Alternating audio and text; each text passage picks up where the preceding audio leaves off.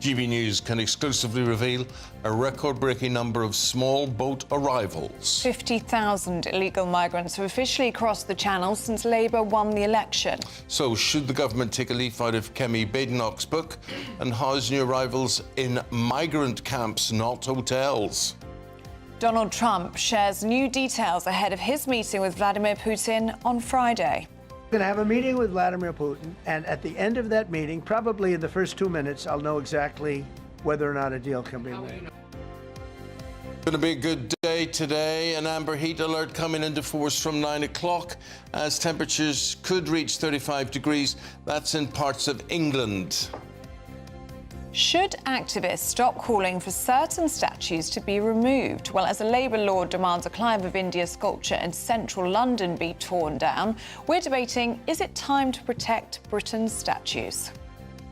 Are you feeling the heat? Yes, there's a lot of fine weather, but with that, temperatures rising even higher than yesterday. I'll have the details coming up.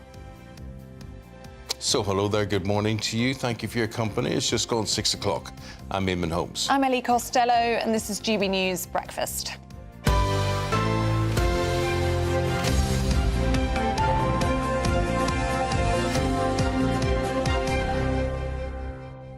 So here she is, Miss Pale as a milk bottle, Ellie Costello, here. And I texted her yesterday. You're taking the mic? Oh, no, I'm not. Oh, because I did fake tan. I thought that was Well, I was worried. I thought you should have got your vitamin D yesterday and whatever, but you were getting something else equally as important. You were getting... sleep. Yeah, sleep. I fell asleep on the sofa yesterday all day. I was pathetic. I didn't move.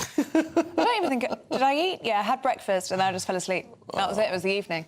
Yeah, what about you? But that's the thing. I just can't sleep in the evening. That's the thing. I don't know if it's... That's why you have to make it up during the day. Yeah, I agree. Just take it while it's there. Take it while you can get it. So, so today, so it's going to get hotter. Are you going to get out there? Yes, I'm seeing my mum today. We're going for brunch, so I'm going to try and choose somewhere outdoorsy and sunny. Yeah. What about you? You need to enjoy it. You need to go sit in the garden or something. No. I've got things to do today. No, just can't help it. Just do it. You know, so it's a working day. This is the thing, though. When it's nice in this country, you can't waste it. You have to get out. Yeah. See, I feel annoyed at myself now that I was asleep all day yesterday. Oh, well. And then you wake up all discombobulated. It is what it is, I suppose. Anyway. Here's our news for you this morning. We're with you right through until 9:30 this morning. The small boat crisis has reached a shocking milestone. 50,000 migrants have crossed the Channel since Labour came into power. Well, the figure was reached after 430 migrants made the journey from France yesterday. The Prime Minister says he's confident the government will reduce small boat numbers, coming less than a week after the deal to send migrants back to France became operational.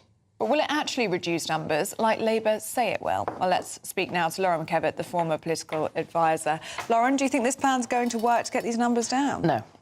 I don't. What is that? Yeah, 50. It's sort of 50 a week versus I think about 1,500 a week is really not a good balance. And I think what President Macron has been saying for a while now is that the deterrent effect for the United Kingdom is not strong enough in any way.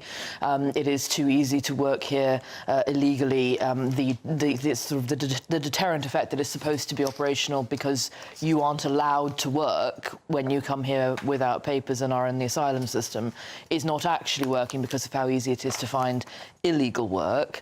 You know, the government houses you probably not particularly well, but it houses you, it feeds you, and there is a draw then to coming to the United Kingdom, and that's before you get to the draw of are there family members here, do you have a connection to the country, and all of that is creating a really shockingly large figure, and it looks like 50,000 this year in total by the end of the year will have come over. So, but Lauren, I think what's really shocking, it's not just numbers. We look at numbers as journalists and say, oh, tut. But the composition, the social composition of the country, and I'm telling you, I hear this right, left and centre. I hear it from people all over the land. You go out, go to the theatre, go to the races, or go to football matches, or go to things, and people stop, and it's the only thing they're talking about. They're not talking about Ukraine, they're not talking about Gaza, however important these things are, but this will decide who the next government of this land will be. and it ain't going to be Labour. Absolutely, and I think I went home to Gloucestershire for the local elections in May. My friend was our candidate locally at home, and I managed to convince him to run again, so I was sort of on the hook to go and help him then, which is moderately unfortunate. And again on doorsteps of our neighbours, we were hearing, well, the Conservative Party just let too many people into the country. Why should we trust you again? And pulling that back towards, well, your county council has no control over migration. You like having your local county councillor live up the road, be a local farmer, and be able to tell him about your potholes. That worked only because we had a hyper-local candidate who was a fourth-generation farmer from our area. You can't have a candidate like that in every single patch in the country. And without that, all you've got is a national narrative of you let too many people in.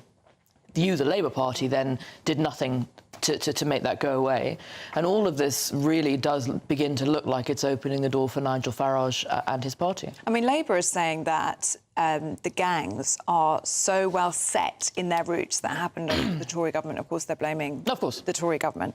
6 years to set the routes. They say they are going to hunt down these gangs, but it is going to take years to fix those systems that are so well entrenched. I think have they got a point? So in terms of things like, for example, the Online Safety Act, which is an appalling piece of legislation on just about every front, but did include this little clause about the migrant boat crossings, etc., as something that would be flagged online.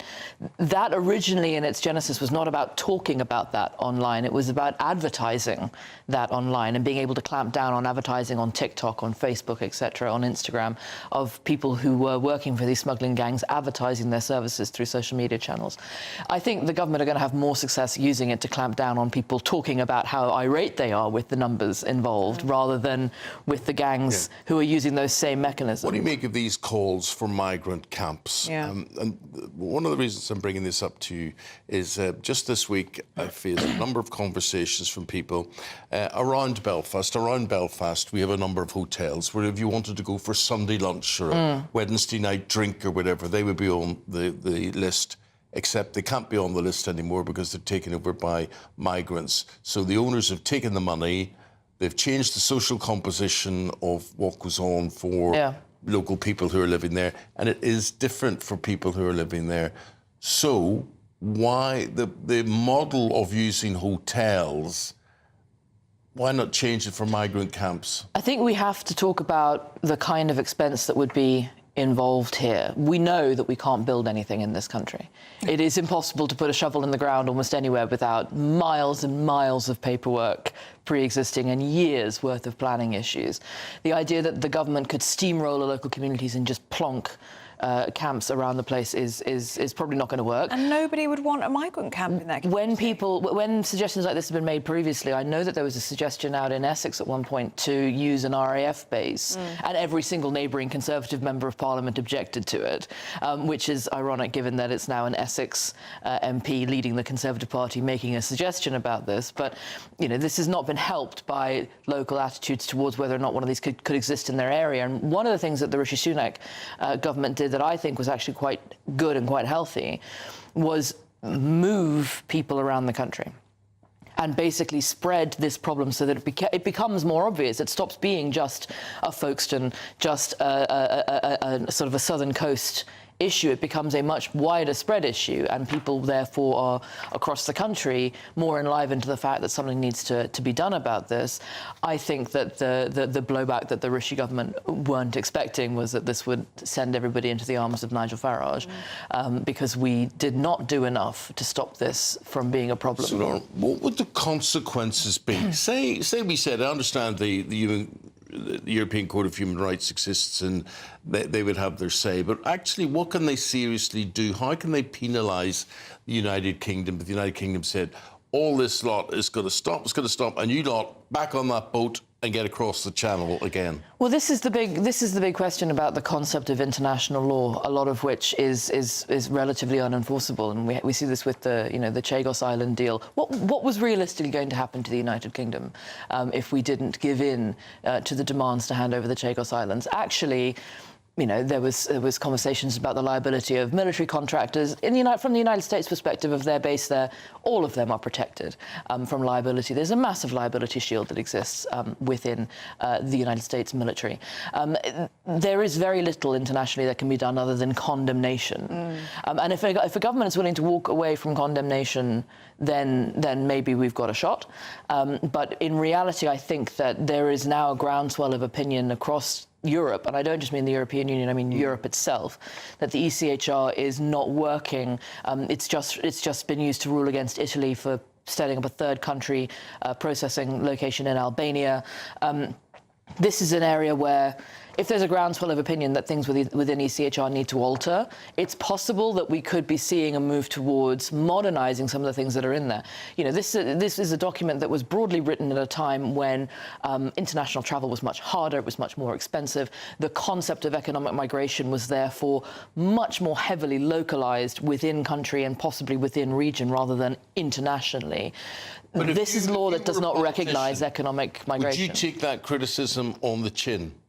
From saying no to any more migrants and goodbye to those who exist here? It's very hard to sit in a club like the G7 or the G20 or the European Council and be the one that's being condemned or being called a fascist or saying oh you're being horrible, you're not letting anybody into your country.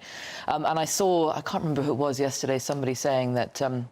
As a Guardian journalist, inevitably, saying that, well, the UK doesn't actually take that many more people in than the European neighbours. I think the argument here is that everybody's European neighbour is feeling they're also taking too many people in. Yeah. Well, it's across Europe, isn't it? Exactly. There's an enormous burden falling across Europe, of which we are at a very sharp end because of the English language. English is virtually everybody's second language, and we need greater protection, so does Ireland, because it will be easier for people to come here with English as a second language than it will be to try and grapple with German as a second language, for example. Ireland is a mess. The European Union aspect of it with the Republic of Ireland and the UK aspect with Northern Ireland and no border in between, and it is a complete mess, and it's having a big social effect on people. But you've let the cat out of the bag today, and you're talking about it, and I think people would just like to get a lot of this off their chest. People who don't see themselves as discriminatory in any way with this, and they've got an open heart for people who are suffering, but they just think, no, this is too much. So Laura McKevitt, you're going to come back, and we're going to take, if you've got any advice or anything you'd agree or disagree with Lauren about, have your say, get in touch with us, and we will reflect your say comments to her and later in the programme. Yeah, and specifically let us know what you think about the idea of asylum seeker camps, which is what Kemi Badenoch is suggesting. I think, if anything, people would have more of an issue with migrant camps, don't you think, in their communities than they would a hotel? I don't know. Maybe you don't agree with that, but from a safety perspective, people being in tents in your community, how would that make you feel? Honestly, I'm just listening to folk I know in Ireland who are around Belfast who would go on a Sunday and have a Sunday lunch, family Sunday lunch somewhere. Can't do that anymore because the hotel's been taken over. Can't go for a drink on a Wednesday night because the hotel's been taken over. Normality seems to have gone out the window. And but I agree with you. I mean, it would be cheaper, certainly, but I just think in terms of if you're concerned about safety and then it's men, generally speaking, in tents, how would that make you feel? I don't know. Geopolitics.com/you'll say. 13 minutes past the hour on this Tuesday morning. Time now for our daily reflection. Maybe some of the things we've talked about will be in your reflection. Let's go now to a vicar, the Church of England, the Reverend Mike. The GB News Daily Reflection. Hello, I'm Reverend Mike, a Church of England vicar in East Sussex. Judge not, lest ye be judged. These are among the most famous words of Jesus, and in my experience, they're words that are often misused to stifle debate. I can do what I like, mind your own business, and don't judge. But is Jesus saying that we should never make moral conclusions about the things that go on around us? Perish the thought. To warn people who are causing harm to themselves and to others is one of the highest expressions of love and kindness. And so what is Jesus saying? Well, he's warning us, firstly, of the danger of hypocrisy. There's something in us that loves getting up on our high horse, blasting others for their failings. But beware, Jesus says, that you yourself aren't part of the problem. When we point the finger, 3 are pointed right back at us. Therefore, secondly, be merciful when you comment on the perceived failures of others. For, Jesus says, whatever measure you use for others is the same measure that will be used for you.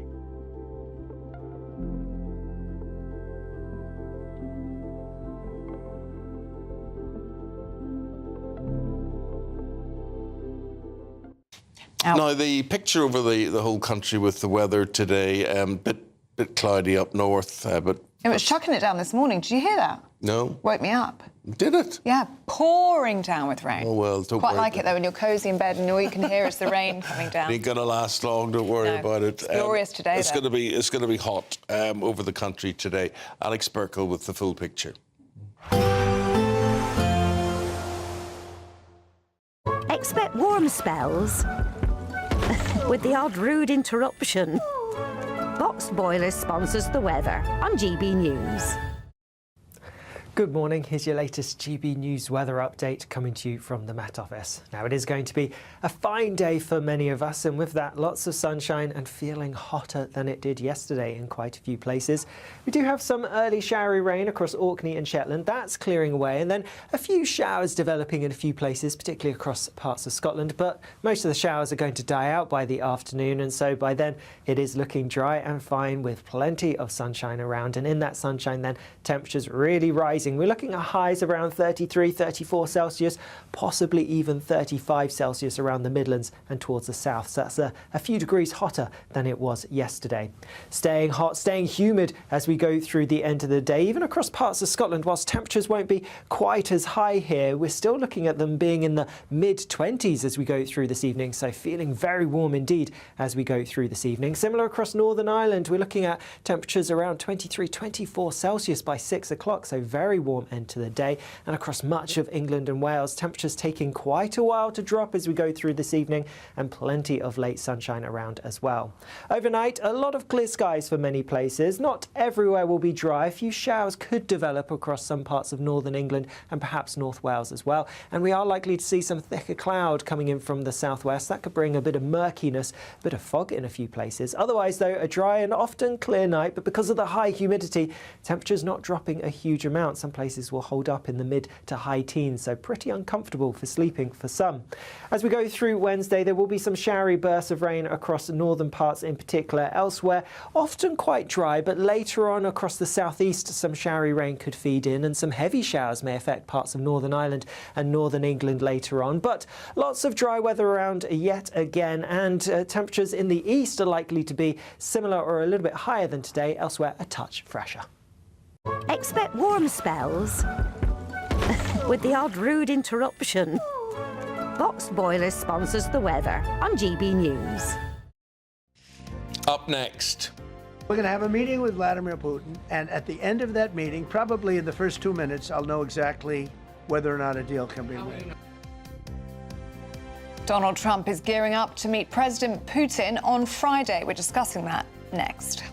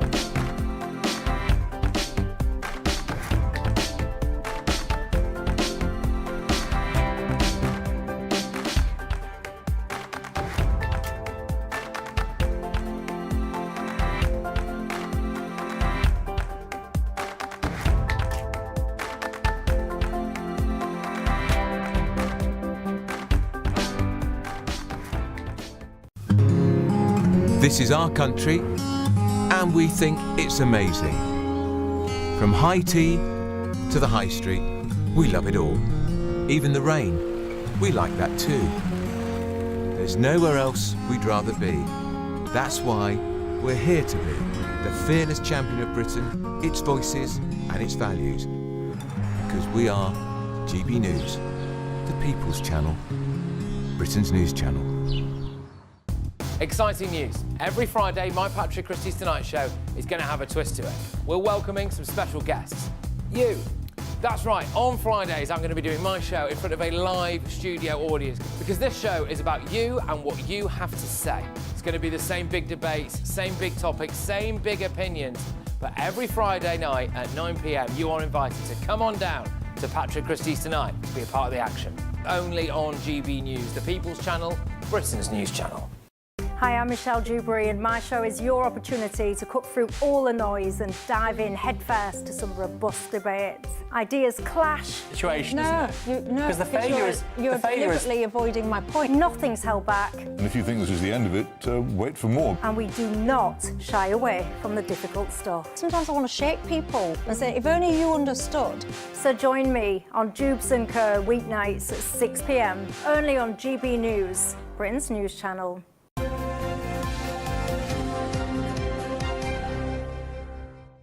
President Trump has confirmed that there will be what he calls land-swapping conversations on Friday when he meets with President Putin.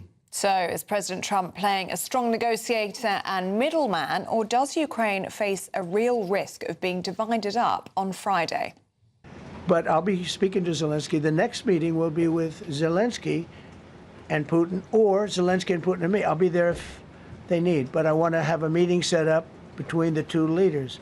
I was a little bothered by the fact that Zelensky was saying, well, I have to get constitutional approval. I mean, he's got approval to go into war and kill everybody, but he needs approval to do a land swap because there'll be some land swapping going on. I know that through Russia and through conversations with everybody to the good, for the good of Ukraine. Good stuff, not bad stuff. Also, some bad stuff for both.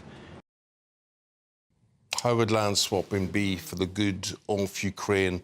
American political commentator Jennifer Powers might have the answer to that one. What do you think, Jennifer? Good morning. Well, there's intense interest all around the world about this summit between Putin and Trump on Friday, isn't there? But nowhere more so than in Ukraine, where the Ukrainian people are understandably concerned that Trump will do a deal above their heads with Putin and then bully Zelensky into agreeing to it. So we don't really know where the president will go, but all politics is at the end of the day personal and about people. And Trump is, or at least views himself as the king deal maker. And so here we have a president who is going up to Alaska, we think, to meet with Putin, trying to do the ultimate deal. It's the rhetoric, though, that has made people nervous. I mean, Downing Street has even warned President Trump ahead of Friday, saying don't trust President Putin as far as you can throw him. But when he was speaking to the press yesterday, he had some quite harsh remarks for Zelensky, didn't he, President Trump, saying that he didn't like his handling of the war. He said it never should have happened. And meanwhile, he was talking about President Trump saying that pre-war he was the apple of Putin's eye. Do you think that's him being a strong statesman and him being a strong negotiator, or do you think he is sympathetic to President Putin? Gosh, wouldn't we all love to know? I mean, this is the thing about Donald Trump, is that I'm not sure even Donald Trump knows what he's going to do before he does it.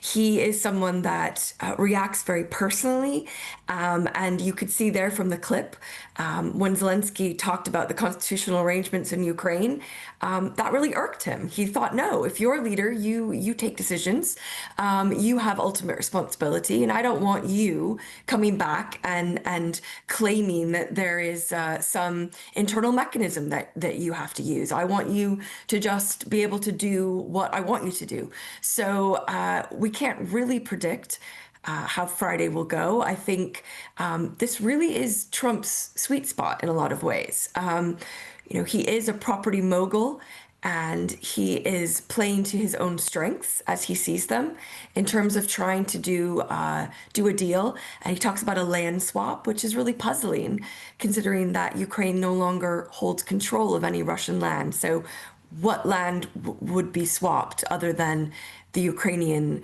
land that Russia is now controlling being ceded to Russia? So for what President Putin is after, what he's looking for, how close has he got to actually getting what he wants? Yeah, no, that's a good question.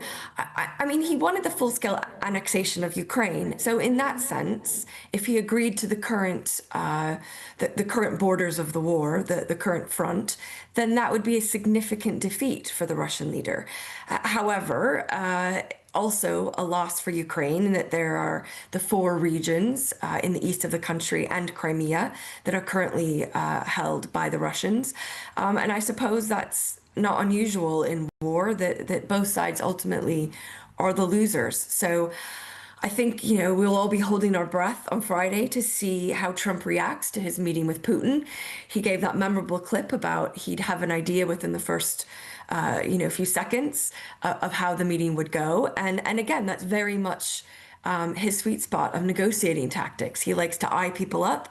He likes to look them in the eye and decide whether there's someone he can, quote, do business with. Well, it'll be fascinating to see what happens on Friday. Jennifer Powers, always good to see you. Thank you very much. Thank you, Jennifer. And you both. Thank you. 26 minutes past 6 o'clock on this Tuesday. Great British Giveaway next.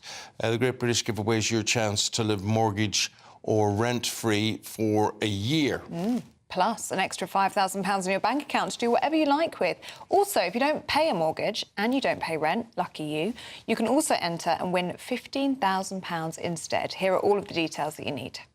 We want to send some of those monthly financial stresses packing this August with your chance to be mortgage or rent-free for 12 whole months. We'll give you a cash lump sum that equals 12 of your monthly mortgage or rent payments, right up to an amazing £20,000. We'll also throw in an extra £5,000 on top of that for good measure, because why not? And if you don't have a mortgage or rent to pay, lucky you. We'll give you £15,000 tax-free cash instead. What are you waiting for? Lines will close on the 29th of August. For another chance to win, text WIN to 63225. One entry costs £2.50 plus one standard network rate message. Or text BONUS to 63225. 5 entries cost £5 plus one standard network rate message. Go to gbnews.com/win. Entries start at £2.50. Call 0903 686 3232. Calls cost £2.50 plus your network access charge. Or post your name and number to GB15 PO Box 8690 Derby DE1 9TT. UK only. Entrance must be 18 or over. Lines close at 4 p.m. on the 29th of August. Please check the closing time if listening or watching on demand. Good luck. Yes. Do you know what I love?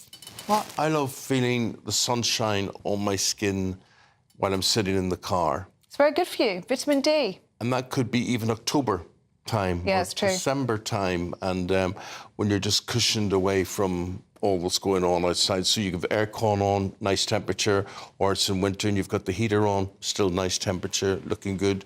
But it's going to be one of those days today, driving in the sunshine, and if you're doing it, I hope it's going to be good.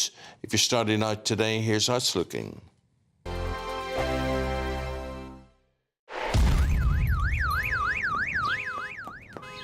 Crash Law 24 sponsors GB News Traffic and Travel Report.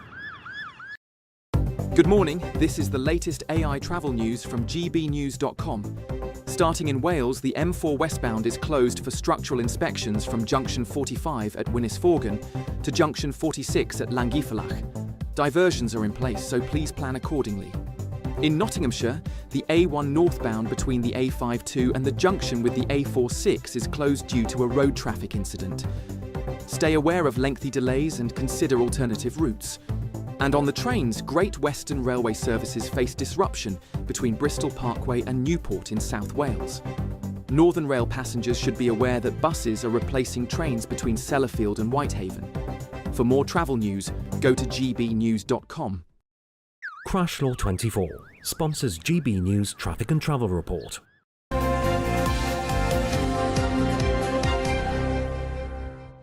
And just to tell you that Penny Smith and Anna Firth are running through the newspapers very, very shortly, and you can hear everything they have to say. Hello, good morning, ladies. This is GB News Breakfast, Eamonn and Ellie. Welcome back to Britain's Newsroom with Andrew and Beth. Hello everyone, Patrick Christie's here. I'm Michelle Duke, Britain's News Channel. Access the stories that matter to you. Take the GB News family with you on any device. And as long as you have an internet connection, tune in to GB News anywhere on the planet or beyond. GB News, the People's Channel, Britain's news channel. Good Afternoon Britain isn't just about us. The wonderful thing about this programme is it's about everyone watching. It's an interactive programme. Well, there absolutely is something to see here, and we're going to be talking about it more. Whether it's breaking royal news, please bring us up to date, or indeed a particularly punchy speech in the House of Commons. Very, very curious. We bring it to you live, and then we bring you live reaction as well. That's Good Afternoon Britain, weekdays from midday. Only on GB News, the People's Channel, Britain's news channel. It's Patrick Christie's Tonight, and here we do things differently. It's explaining the absolute madness of this, doesn't it? It's explosive. I mean, this is very good. It's lively. 850. Your government sat there, Sean, and it did nothing. It's controversial. And the Middle East has been in turmoil since before I was born. It's everything you need to kickstart your evening. Everyone's had their Weetabix tonight. I love to see it. That's Patrick Christie's Tonight, weeknights from 9 p.m. Only on GB News, the People's Channel, Britain's news channel. From the school run to the home run, watch a new show for all of Britain. So he can say whatever he wants. A straight talking show where all voices are heard. And, you know, when are we going to stop talking about smashing the gangs and actually do it? With the stories that matter from every part of our country. There's a bit of a crash landing there for your Chancellor. Bold, fearless and standing up for you. That's me, Martin Daubney, 3 p.m. till 6 p.m, weekdays, here only on GB News. The People's Channel, Britain's news channel. Westminster's full of talk, but out here, it's the real world. Am I allowed to talk then? No, that's it. This is where it matters, real people and real lives. That's what politics is all about. The fact is Trump made a good start, no. Straight answers, no spin, and just a couple of pints. How many fingers have I got up? About 10. So join me for Lee Anderson's Real World every Friday at 7 p.m, only on GB News. The People's Channel, Britain's news channel. You want to know what's really going on in the corridors of power? Labour don't know what to do with you half the time, and that makes you quite lethal in the chamber. Get behind the headlines with Chopper's Political Podcast. Join me, Christopher Hope, as I sit down with the great and the good of British politics. We'll see where this ruling takes us. These are the stories shaping our nation. Chopper's Political Podcast, available now on all platforms. Listen in and stay ahead.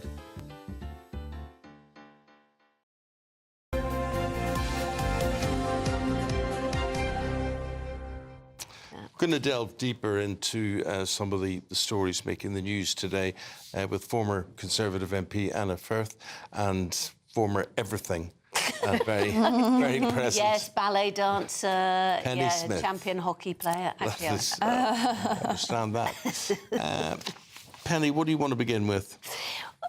All right. Well, so on the front page of the Daily Mail, I think this is just an awful story about A&E waits fuel. Oh, it's awful. 4,000 attacks on NHS staff a year. Why would you even want to? Why would you want to? Well, it's a vocation, isn't it? You want to do it to help people. I know frustration. I know it's difficult. There you are. You're looking for something.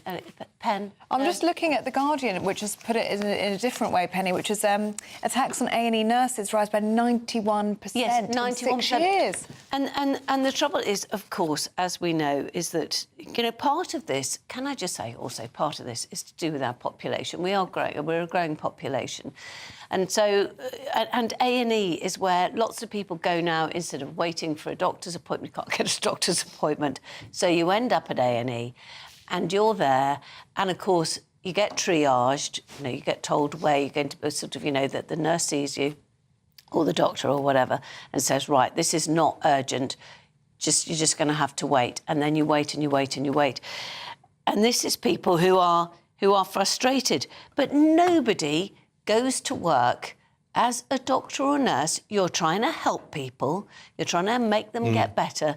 Nobody goes to work and expects to be... I mean, even the sort of the least attack, as it were, that's mentioned in here, spitting. Disgusting. Absolutely Who are appalling. these people? And do you know what? Why can they not be prosecuted? I think a lot of these people are drunk or on drugs as well, I think.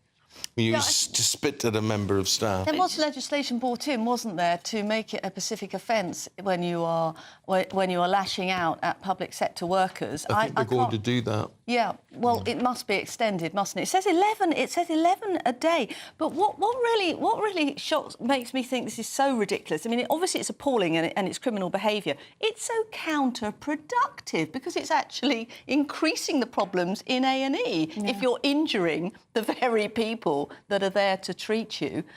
So I mean, this has absolutely got to be stamped out. And you know, it's disgusting. There was one senior A&E sister who was punched in the head and knocked unconscious by a patient, leaving her with anxiety and PTSD. Hardly surprising. The only thing I would say, having been into A&E many times with my kids and latterly with my mum, I do wish they wouldn't have people sitting behind screens. And when I say screens, I don't mean as in screens to protect them. I mean these screens. I remember going into the Computer screens. Because you're standing there and you've got somebody who's ill with you, and you just want someone to look up and say something. And I once said to them, I said, look, just out of interest, what are you doing? And she said, we're data processing, because one of the things that the NHS used to do was sell data.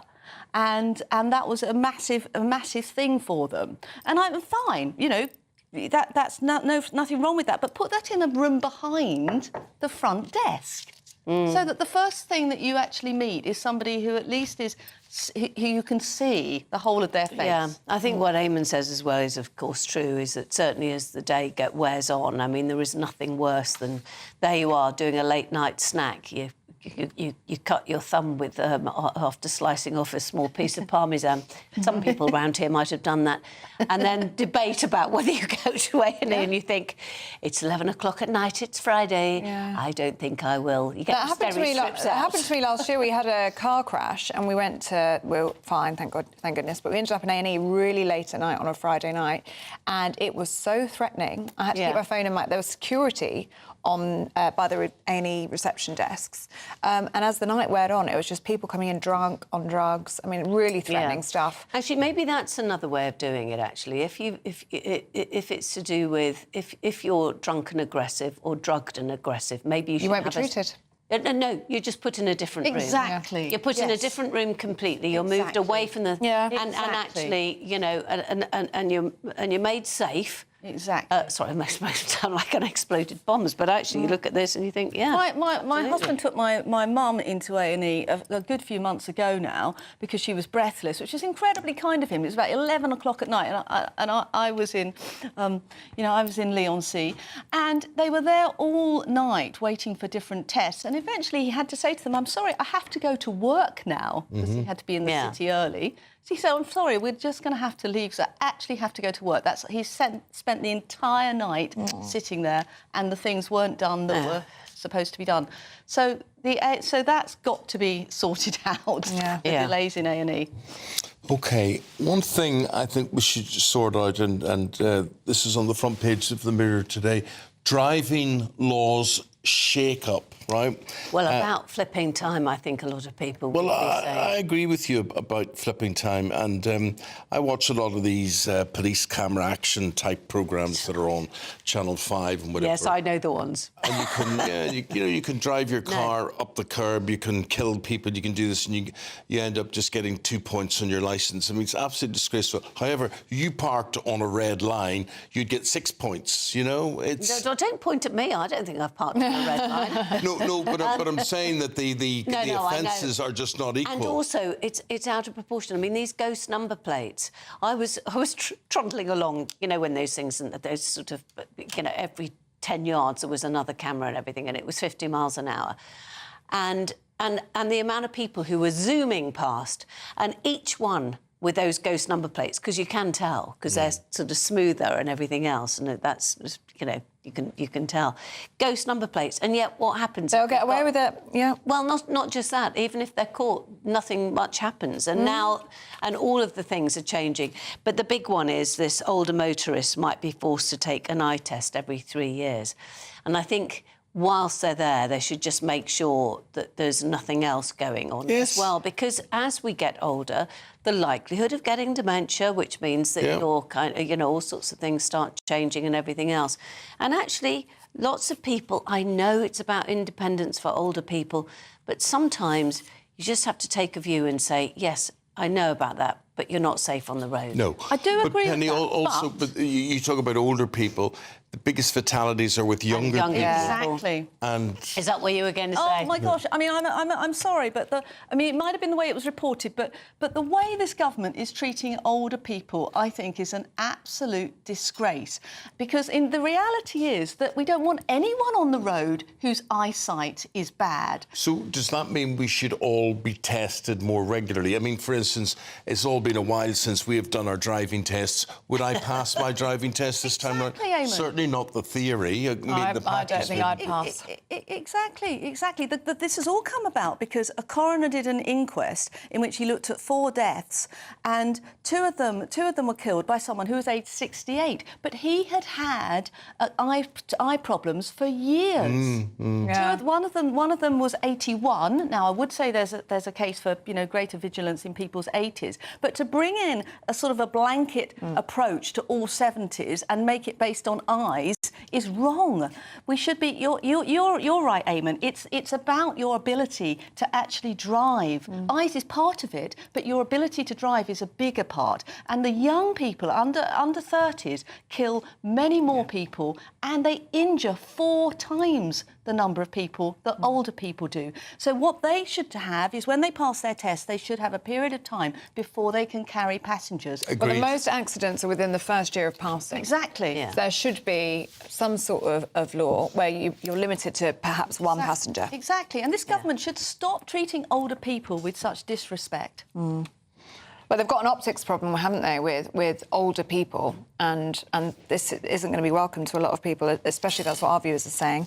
Right, should we go to a break? Just looking ahead at 7:20 this morning, make sure you tune in because we've got a debate on whether it's right to remove statues. We'll be talking about that based on a revised... Anna's shaking her head. Shaking her head as well. Every statue. What about amending statues? I think we need more statues. More statues? Yes. Oh, I don't know. I just think sometimes you look around the statues and everything, they're all... you know, the Romans... They're not I think, relevant, No, they're so not, and I do think that the Romans had it right. At the end of... The emperor died, and then they melted down everything and changed them into something else, and I think, why not? There was a terrific statue that they had in a London square, which was made of soap. It was a kind of ironic, if you like, thing, and it was supposed to melt in the rain. Actually, it never rained, of course, because it often melted. Right, think about all of that. We're going to look at where the holiday sun is, and we'll be back right after this. Don't need it. Ready to soak up that holiday sunshine? Won't we need some cover? No worries. All sorted. All Clear Travel Insurance sponsors GB News Travel Destinations Forecast. Looking ahead to tomorrow, and across many parts of southern Europe, there will be some showery rain around, but plenty of sunshine. And I think the biggest talking point is the exceptional heat. Some very warm air over North Africa has spread northwards into parts of Spain, Portugal, and is going to push into France and Germany as well. Coastal spots are going to be, well, very warm, but it's inland areas where temperatures are going to be exceptionally high, both by day and by night. Plenty of sunshine, like I said, however. All Clear Travel Insurance sponsors GB News Travel Destinations Forecast. Britain was once the envy of the world. But look around. A nation that no longer knows what it is or where it's going. A country that's broken. How do we fix Britain? How do we bring it back? Friday night with Matt Goodwin at 8 p.m. only on GB News. Good afternoon, Britain. Weekdays from midday. Dale, so what's all this about? You're involved in this scheme. The idea is that people who've got depression need to get out and about, and football's a good way to do it. Yeah, I mean, you summed it up really rather well there. Football is a place for communities. It's a place where you feel a part of something. I know this from my experience of football. I've been running Forest Green for about 15 years now. And chatting to our local GP, who happens to be also our MP, but we just had the idea, why don't we offer football on prescription? Because it'd be a lovely thing to do. Football is a great place to come and meet other people and be a part of something. And it could really help people that are feeling isolated and lonely and you know, other aspects of mental health. So I'm really happy to be taking part in this, and if it works here in Stroud, then we're hoping we'll roll it out nationally, and maybe even the NHS will embrace it as a national programme. That would be great. This is football clubs that have signed up to voluntarily offer seats to be a part of this programme. Yeah, and right now it's one football club, Forest Green Rovers, but I hope that football clubs up and down the country and up and down the leagues of football as well, because it doesn't have to be a Premier Championship club. You know, there are lots of great leagues in our country and local clubs for people to go and take part with. So yeah, it's not being paid for by the NHS. It's being paid for currently by Forest Green Rovers. You're a businessman, though. Surely you must see some, you know, some dollar signs on this one. Sell the tickets to the NHS. Well, I'm British, so I don't look at dollar signs. But look, I'm primarily an environmentalist, and what I care about is making our country a better place. I spend most of my time pursuing the green economy, but I believe in tax justice, social justice, that kind of stuff. Mental health is a crisis in our country, particularly for men. You know, it's the biggest cause of suicide for the under 50s. Men are affected 3 times more than women. Men don't tend to talk to each other. They don't talk about their problems. And so this is not about money. GB News, the People's Channel. At GB News, we love to hear from you, our loyal community. So drop us a line at gbnews.com/yoursay. There you can talk to each other and also to the presenters live on air. gbnews.com/yoursay, because GB News is your channel, Britain's news channel. Join me, Nana Akwe, for an informative, interactive news programme with a difference. It's fun. No, he didn't say that, though. I'm so surprised. I think there's an element of truth to that. Join me from 3 p.m. every weekend, only on GB News, Britain's news channel.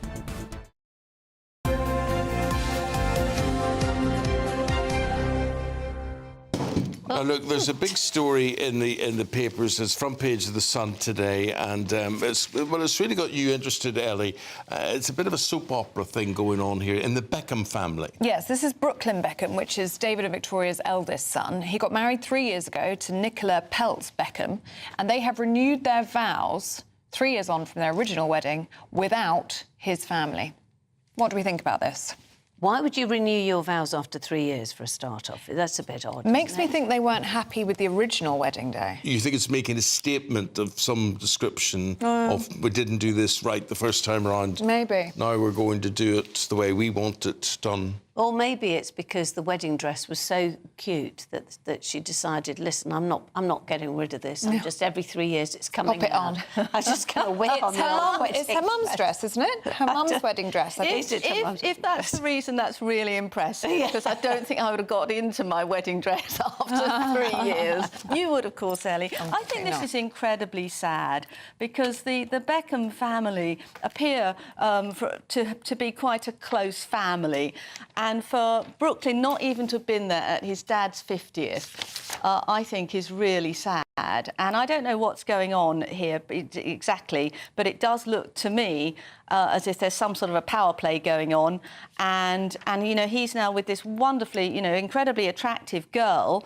But why isn't she actually encouraging him to have contact with his family? Because that's, you know, that's healthy and normal. Yeah. You never know. All I will say is you never know what's going on in other people's relationships, and certainly in families as well. And we, you know, I mean, we shall. Well, none of us will forget the Queen saying recollections may differ about. And a lot of people are drawing those parallels. Actually, if you look at the comments on both of their Instagram posts, it's people saying, "Come on, family, and blood is thicker than water." Do you not think a lot of it, Penny's about ownership? You know, you bring somebody new into a family, and so you know, say it's the bride in this case, she owns the groom. groom.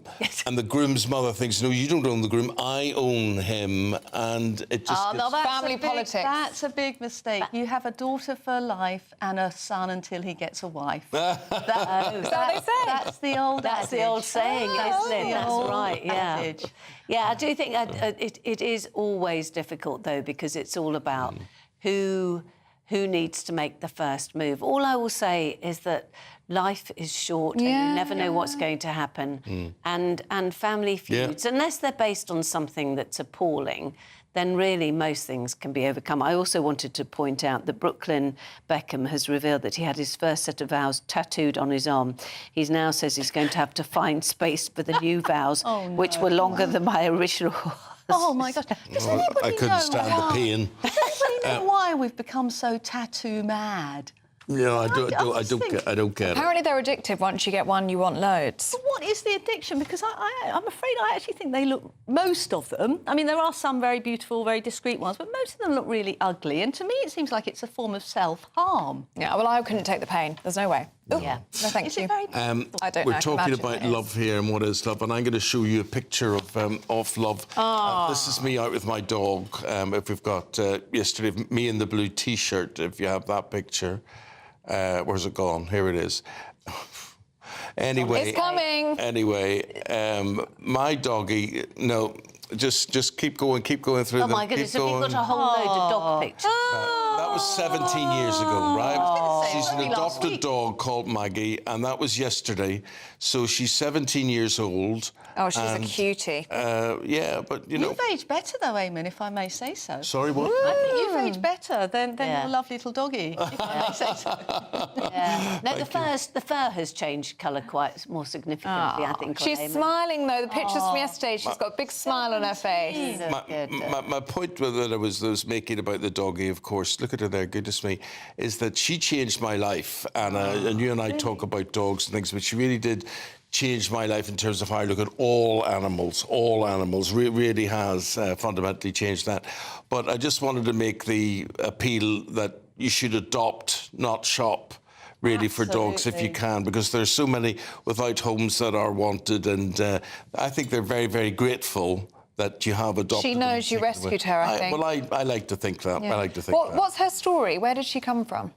Well, she came from Ireland. She was put in a big trailer lorry, and I adopted her near Wembley in England.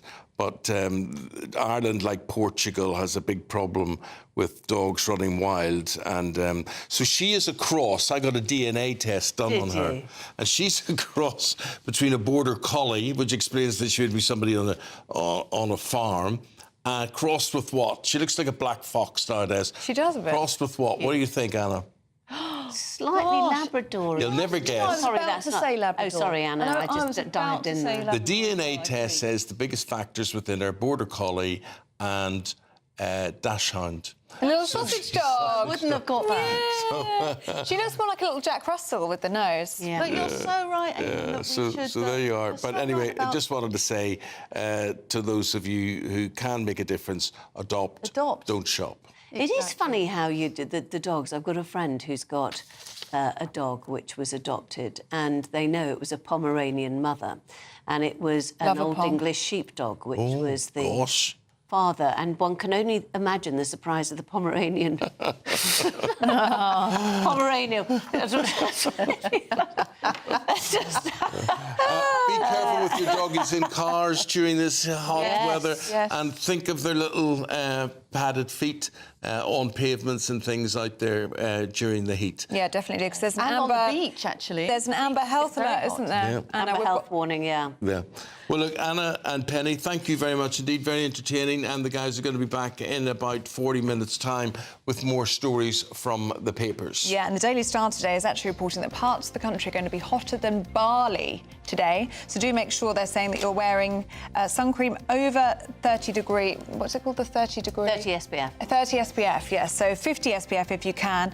Expected to hit 30 degrees and above today in parts of the country. But let's get all of the details, shall we, with Alex Burkle.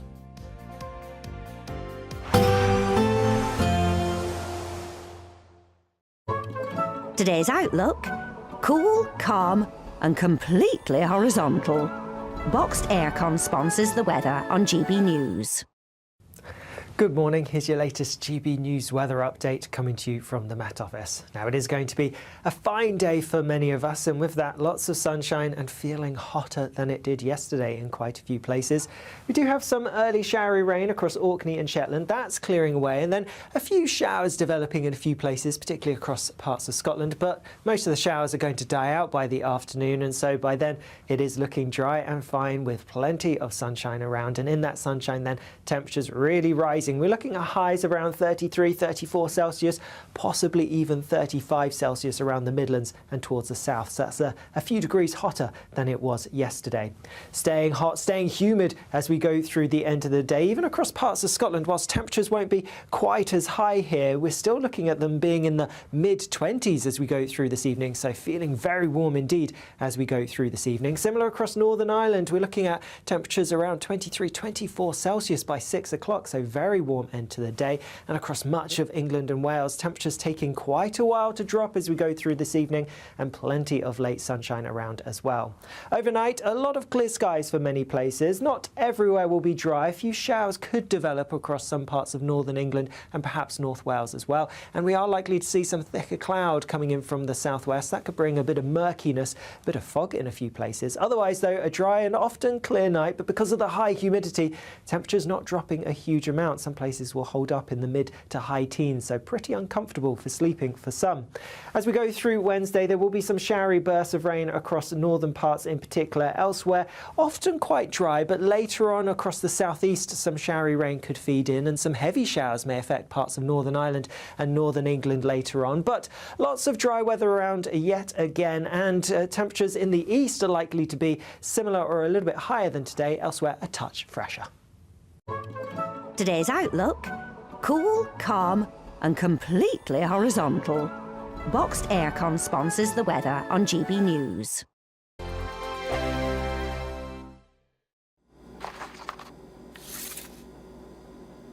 Crash Law 24 sponsors GB News Traffic and Travel Report. Good morning. This is the latest AI travel news from gbnews.com. Road users near the M8 westbound at junction 25 should expect disruptions due to overnight roadworks. The off-slip is closed, follow the sign diversion. In Nottinghamshire, a collision on the A1 northbound between the A52 and the junction with the A46 has closed all lanes, normalising by 11:15 this morning. Drivers are advised to plan for delays. And on the trains, Great Western Railway is experiencing disruption between Bristol Parkway and Newport in South Wales. Stay informed and plan your travels accordingly. For more travel news, go to gbnews.com. Crash Law 24 sponsors GB News Traffic and Travel Report.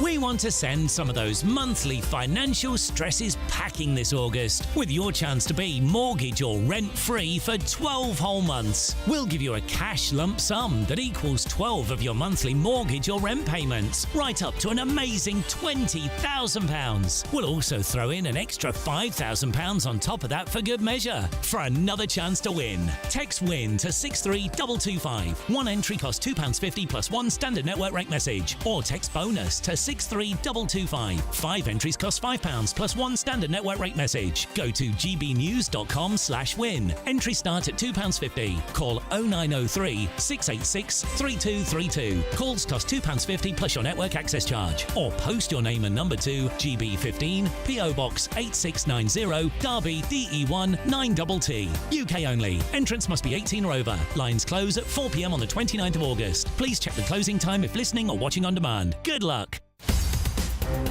In the GB newsroom, we bring you the news as it happens. With our team of dedicated journalists across the UK, we're ready to keep you up to date with what's happening every half an hour, every single day.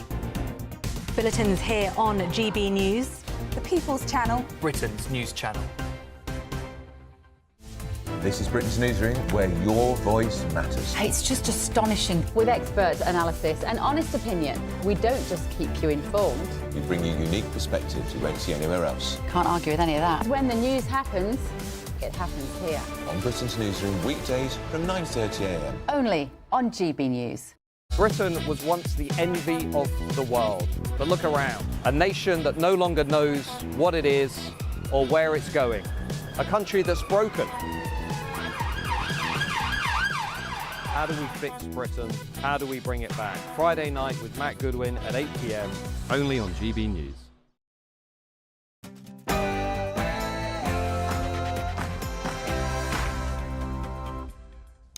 Good morning. GB News can exclusively reveal a record-breaking number of small boat arrivals. 50,000 illegal migrants have officially crossed the Channel since Labour won the election. Well, should the government take a leaf out of Kemi Badenoch's book and house new arrivals in migrant camps? Well, after 50,000 made it across the English Channel under Labour yesterday, today another 180 at least in the Channel heading towards the UK. We're just standing by for the latest unemployment figures. They're set to be released any second. We'll bring those to you. The big question is, will they be on the up or down? An amber heat alert comes into force from 9 a.m. this morning as temperatures could reach 35 degrees in parts of England. Should activists stop calling for certain statues to be removed as Labour demands a Clive of India sculpture in central London is torn down? We're debating if it's time to protect Britain's statues. Now, I don't even know who Clive of India is, but however, he seems to be a very important man. Should he be a man of his time or a man of our times? We're debating that in 20 minutes. Are you feeling the heat? Yes, there's a lot of fine weather, but with that, temperatures rising even higher than yesterday. I'll have the details coming up.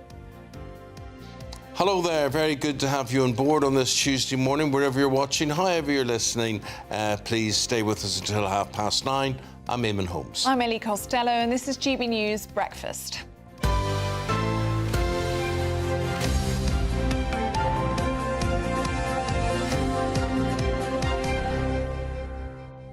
So I was reading about you this morning. You've got a lovely article on the Times Online about you and Maggie, your lovely dog, who is 17. Yep. But I was reading, and I have to ask you, about what happens when the day comes, when Maggie passes on. Yeah. You'd like to get her stuffed? Well, the thing is, she's of stuffing size. You know, she's taxidermy. I'm not sure about this. She's quite good. She's about the size of a fox. So she is, and she could just sit very nicely on the mantelpiece. Oh, you wouldn't want her on your mantelpiece. Look at her. Why? But why? Wouldn't it upset you too much? No, it wouldn't upset me. It would make me feel quite good. I have got a bronze statue of her made. Oh, I like that statue. I've seen that before, yeah. And when it was made, you had her and the statue together and you couldn't tell which was which, really. But they are. Look, it's love. Dogs bring out the best love in you. It's an unconditional love. You'll never experience anything else like it. And it's that way back from me. There she is. That was 17 years ago. Oh, look at her. Do you think I look any different? You haven't changed a dot. You haven't changed a dot. She's gone a little bit grey, hasn't she? But she's still smiling. And if we've got the pictures from yesterday, she's got a big smile on her face. Because she's an adopted dog, I think she appreciates, you know, the new home that she's got and the life that she was taken away from. She's grateful, isn't she? I get that from her. Well, I would. That's what I would like to think. That's what I like to think. And if you can, please adopt and do not shop. Yeah, I'm in the market for a dog. Yeah? Yeah. After the honeymoon, I think we're going to start looking for a dog. That's the plan. So maybe honestly, early next year. Go round one of the homing centres, you know, just adopt. But I'd want to take all of them home. That would be my problem. Well, that could well I'd be end up with 50. But Need a farm. what a great choice to make. Yeah. Right, 3 minutes past the hour of 7 o'clock. Thank you very much indeed for your company. Top story is what, Ellie? Well, Britain's small boat crisis has reached a new shocking milestone as over 50,000 migrants have crossed the Channel since Sir Keir Starmer came into power. Now, the figure was reached after 430 made the journey from France yesterday. Well, the Prime Minister says he's confident that his government will reduce small boat numbers. But this comes less than a week after the deal to send migrants back to France became operational. So will it actually reduce numbers like Labour say it will? Well, we're joined by our Home and Security Editor, Mark White. Mark, well, let's put all this in context. These are big numbers. Yeah, they are. It's when you reach milestones like this that it really brings the small boats crisis into focus. And there's no doubt this is a shocking number. 50,000, all the more shocking when you consider that Labour has only been in power for 13 months.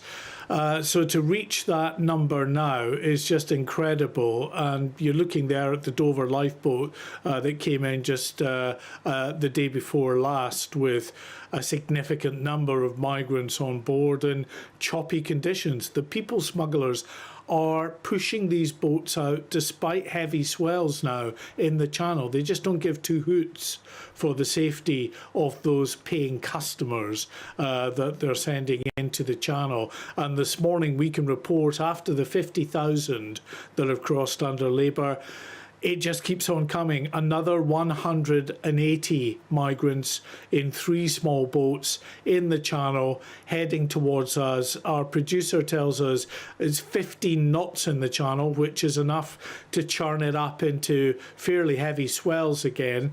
But the winds are blowing to the back of the migrants, so in a sense they're helping push these migrant boats towards the UK. And the people smugglers have become expert, at reading tide and weather conditions, and will push the boats out, not when it's completely impassable, but even if it's on the line. If you think that there's no chance that these boats could be coming across on a certain day, they've got the advice, they take them out. Sometimes, of course, it doesn't work, and these very heavily overloaded, flimsy, inflatable rafts can get into trouble. We've already had up to 75 people who've died so far this year, Eamonn. Well, figures are what it's all about, and the figures that you've got 50,000 since Labour came into power. But what about the people smugglers themselves? We seldom hear anything about them. Now, we know they're despised by everybody, by their customers, by the authorities, whatever. But is anybody doing anything about them? Do we hear any figures that how many of them are put away? Well, interestingly, the government said just the other day that about 370 people smuggling operations had been disrupted. Now, what does it mean, disrupted? It might mean that, one of the so-called burner boys, so that's effectively migrants in the camps that do the running on behalf of the people smugglers, had been arrested, or a boat intercepted. So, you got to take the 370 odd people smuggling operations disrupted with a pinch of salt, because the fact is the people smugglers themselves are nowhere near the camps.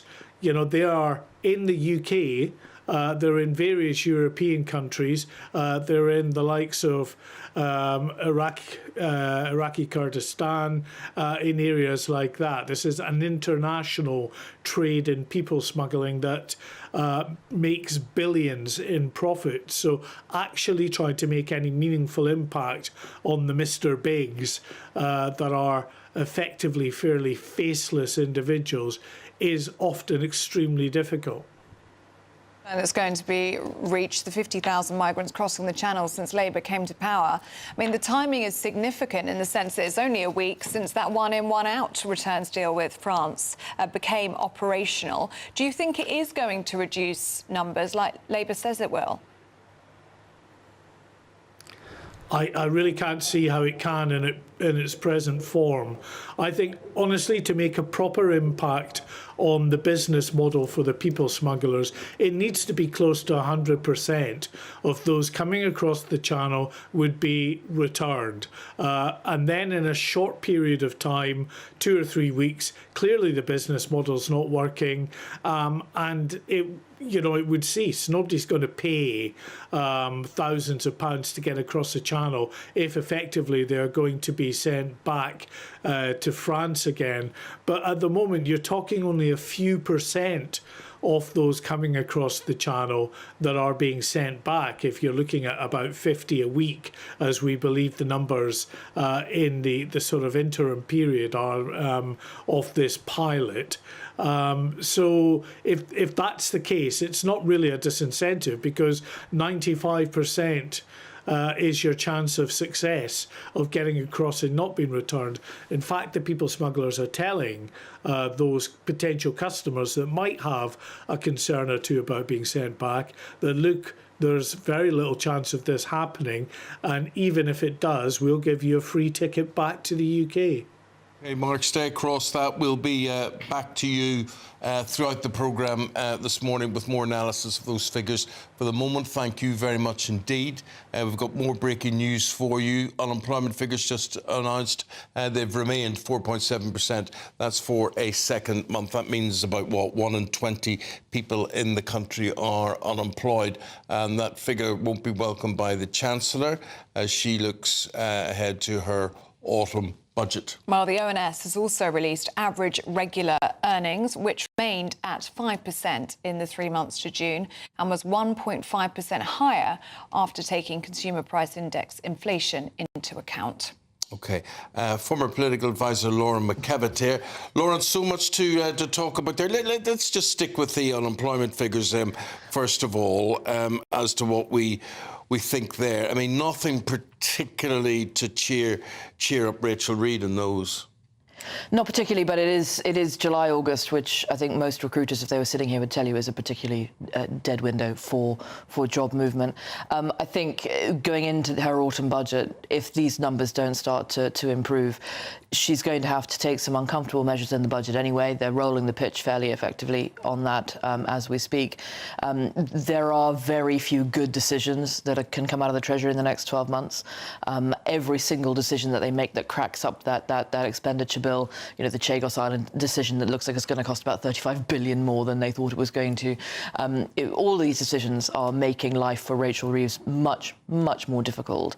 And these employment figures will be sticky because of things like the national insurance contributions rise for employers, where employers who may have taken on an extra worker now won't.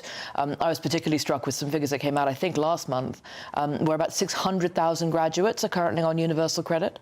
So being a graduate is no longer an indication at all of your employability, really, in this country. And I think that there's a lot in the employment pipeline in the United Kingdom that is ailing, and nothing really that this government have done in the last 12 months has turned the boat around on that. It is complicated. It's always difficult, if you're out of work. I mean, I think it's one of the most awful evils there is to be unemployed, desperately looking for work and how to earn a living and whatever. Do we know where the vacancies are in this country? I mean, if you were unemployed, where would you be looking for work? So I think that there's a spread of unemployment around the country, not just within managerial circles, graduate circles, more manual labour circles. But what I think is becoming really difficult in sort of the online application world is the problem with AI, where AI sifting on the part of employers is throwing huge numbers of people out. Beforehand, there are loads of fake jobs advertised on LinkedIn that people apply for that aren't really there to have an applicant. They've been advertised because there's an internal candidate and they have to advertise, or have been advertised only to keep track of what the market is doing in employment terms for that company. AI is going to be revolutionary in employment in this country, in most countries, and this country is not prepared for it. You have a lot of younger people who are over-reliant on AI in the workplace without having the experience to instruct it particularly well. You have slightly older people into their late 30s, their 40s, who are able to instruct AI a lot better. Employability may actually improve in some of those categories as younger positions are eliminated because they can be replaced by AI in the workplace. Certainly in the consulting sphere that I work in, most clients want to see a senior person within the team dealing with their business.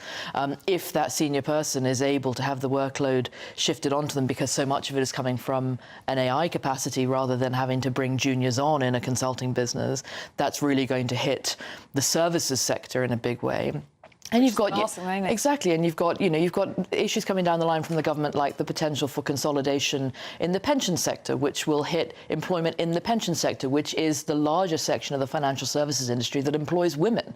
So we're going to see financial services jobs being slimmed after consolidation in the pension sector. And I don't know that the government are prepared for a squeeze on employment at the top end and at the bottom end of the employment sphere. This is going to be a revolution in how employment works in this country. And for a service-based economy, that could be very, very dangerous indeed. Well, if you're not working, let us know how worried you are, or is it something you feel is only temporary and you will get through this?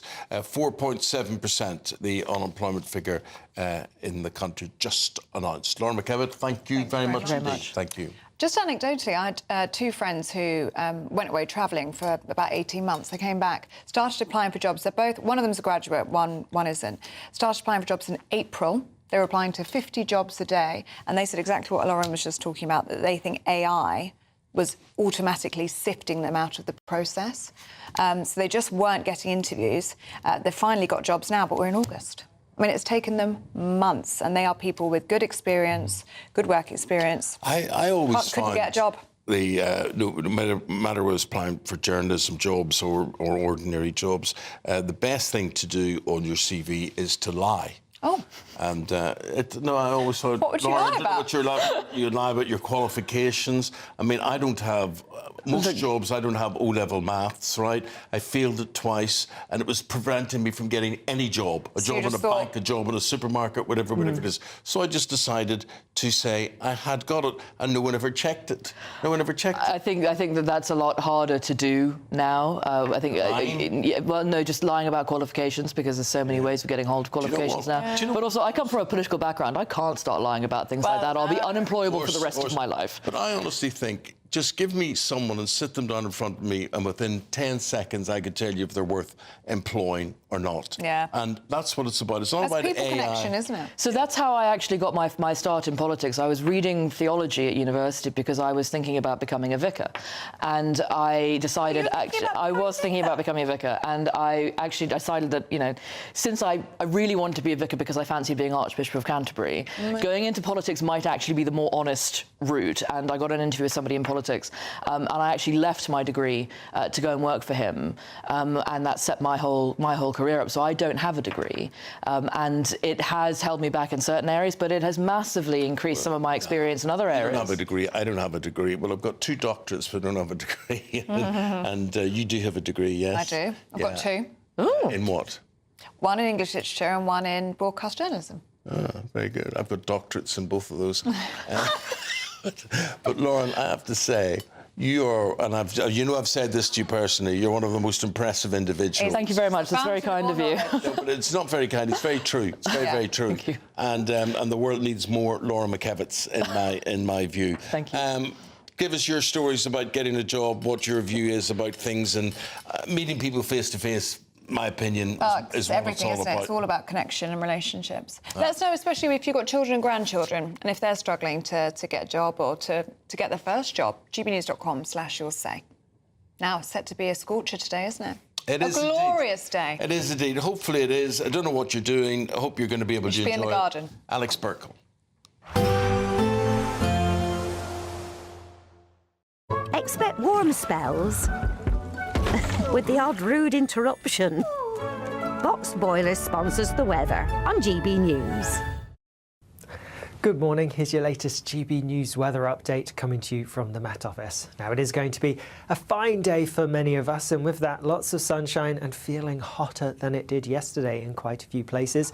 We do have some early showery rain across Orkney and Shetland. That's clearing away, and then a few showers developing in a few places, particularly across parts of Scotland, but most of the showers are going to die out by the afternoon, and so by then it is looking dry and fine with plenty of sunshine around, and in that sunshine then temperatures really rising freezing. We're looking at highs around 33, 34 Celsius, possibly even 35 Celsius around the Midlands and towards the south. So that's a few degrees hotter than it was yesterday. Staying hot, staying humid as we go through the end of the day, even across parts of Scotland. Whilst temperatures won't be quite as high here, we're still looking at them being in the mid-20s as we go through this evening, so feeling very warm indeed as we go through this evening. Similar across Northern Ireland, we're looking at temperatures around 23, 24 Celsius by 6 o'clock, so very warm end to the day. And across much of England and Wales, temperatures taking quite a while to drop as we go through this evening, and plenty of late sunshine around as well. Overnight, a lot of clear skies for many places. Not everywhere will be dry. A few showers could develop across some parts of northern England and perhaps North Wales as well. And we are likely to see some thicker cloud coming in from the southwest. That could bring a bit of murkiness, a bit of fog in a few places. Otherwise, though, a dry and often clear night, but because of the high humidity, temperatures not dropping a huge amount. Some places will hold up in the mid to high teens, so pretty uncomfortable for sleeping for some.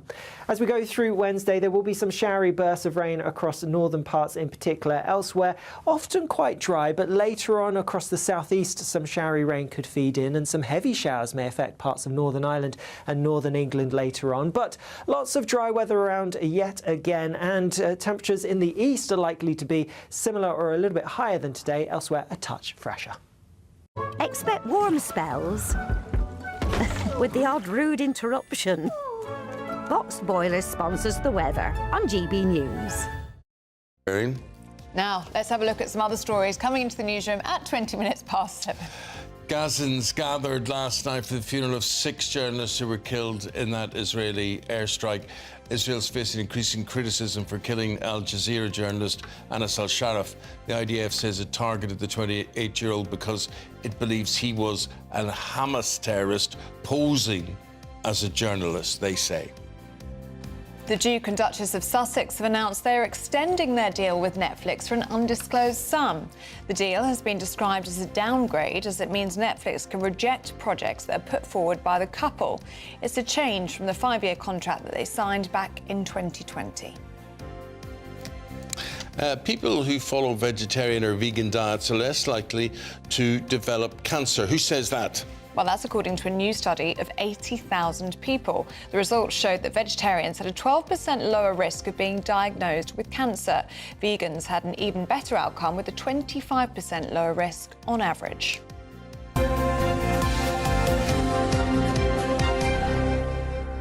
Could you be vegan or vegetarian? Do you know, if you were ever to ask me, I'm not that fond of pizzas, but if you ever asked me what pizza I'd want a vegetarian pizza. I always quite enjoy peppers and onions and very healthy, various things like that with it. But could I be? I probably could be. Do I try it? No, I don't really try it. So no, I feel bad about that because I love the animals. Yes, yeah, you're absolutely right. That's a big factor. I feel like I should be vegan, but I like sausages and I like roast chicken too much. And salmon. I'd probably be all right if I had those 3 things. But salmon's not vegetarian. I could be pescatarian, all right, I think. Presbyterian? Pescatarian. Oh, right. That's something entirely different. I could be pescatarian, I think. Okay. Maybe we should try that as a first thing. Right. Do you like fish? I do like fish. Well, there you go. Fortunately, I like everything. We're debating next if you should start protecting your statues and stop wanting them torn down, OK? What is your view on that? You're probably rolling your eyes in your head already, but a lot of people just wake up in the morning and they think, I want rid of that and that and that and that and that, but not us. Back after this.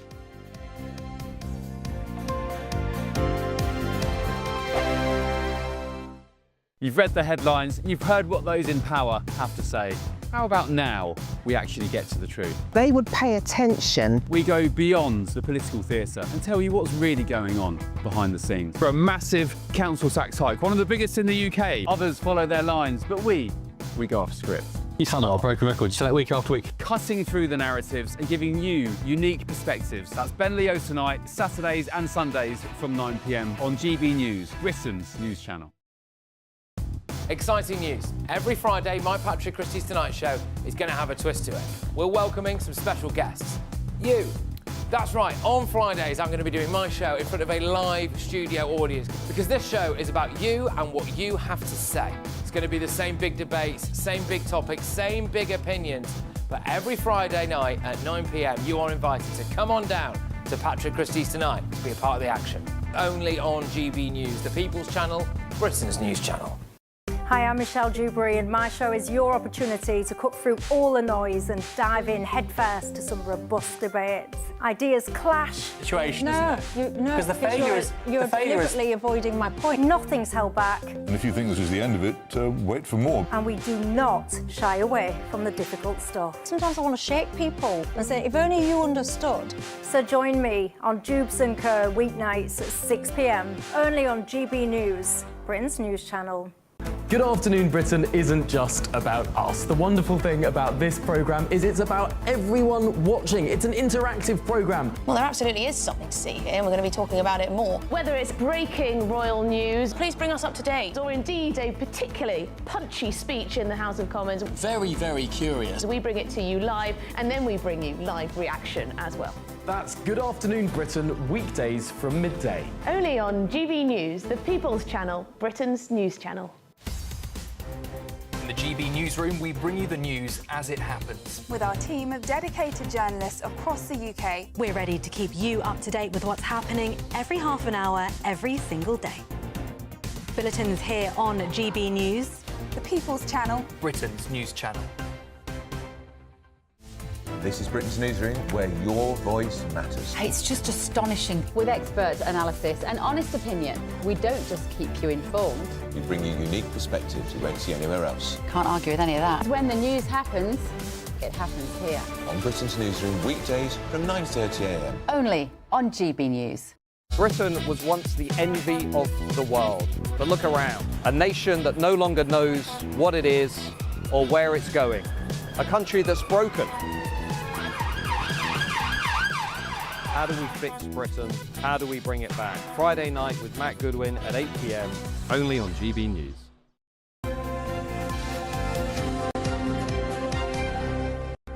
At 7:25, it is time for the Great British Giveaway. It's a good one. Your chance to live mortgage or rent-free for an entire year. Plus, you get an extra £5,000 in your bank account to play with. But what do you do if you don't have a mortgage or rent to pay? Well, it's funny you should ask that, Ellie, because what we do is we say, don't worry, if you haven't got rent or you haven't got a mortgage, we'll give you £15,000 cash instead. Here's how. We want to send some of those monthly financial stresses packing this August with your chance to be mortgage or rent-free for 12 whole months. We'll give you a cash lump sum that equals 12 of your monthly mortgage or rent payments, right up to an amazing £20,000. We'll also throw in an extra £5,000 on top of that for good measure, because why not? And if you don't have a mortgage or rent to pay, lucky you.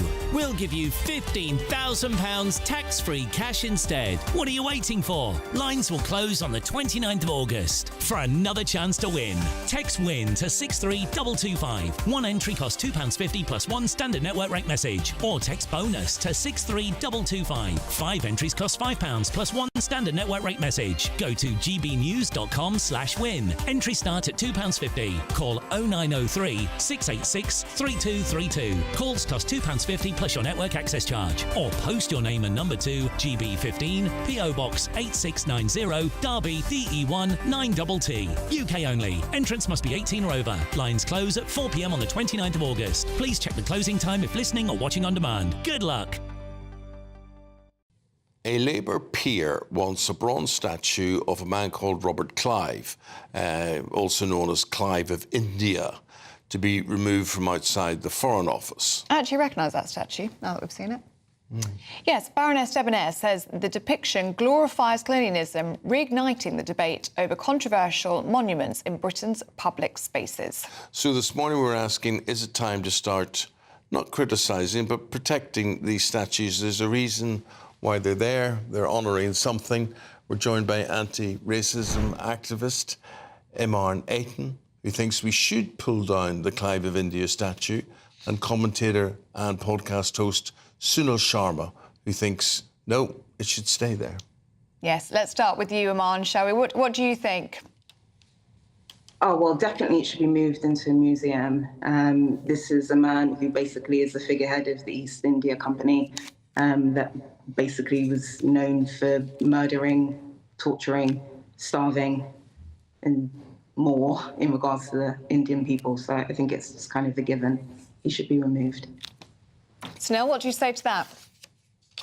No, I think it shouldn't be removed. Statues aren't about glorification. A lot of it's about preservation of what happened in Britain's past. Some of it, of course, by today's standards, by 2025, we know is wrong and we wouldn't do it now. But if we go down this road, it's a slippery slope. And I think too many times in Britain, we are constantly apologising for all the wrongs we've done in history rather than celebrating the good. And I think this is another example. So in my opinion, that statue should stay. And, you know, like I said, it's not about glorification. It's about preservation of Britain. And I think that's really, really important now. You see, Eamonn, I just wonder, if you look at these statues and wonder however they're right and however they're wrong, most people, I mean 99.9%, haven't a clue who the people are or what they symbolise. You know what?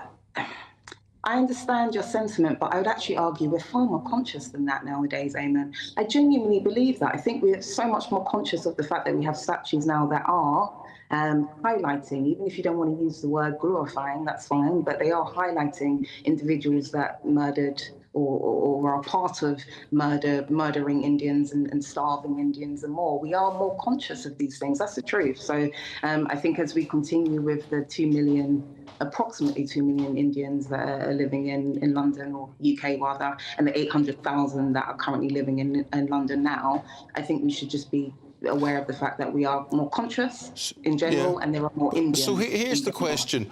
What or who would we replace them with? And does anybody stand up to close scrutiny? Anybody? I think in terms of who you replace it with, I think it comes down to just, I'm going to just be so honest with you.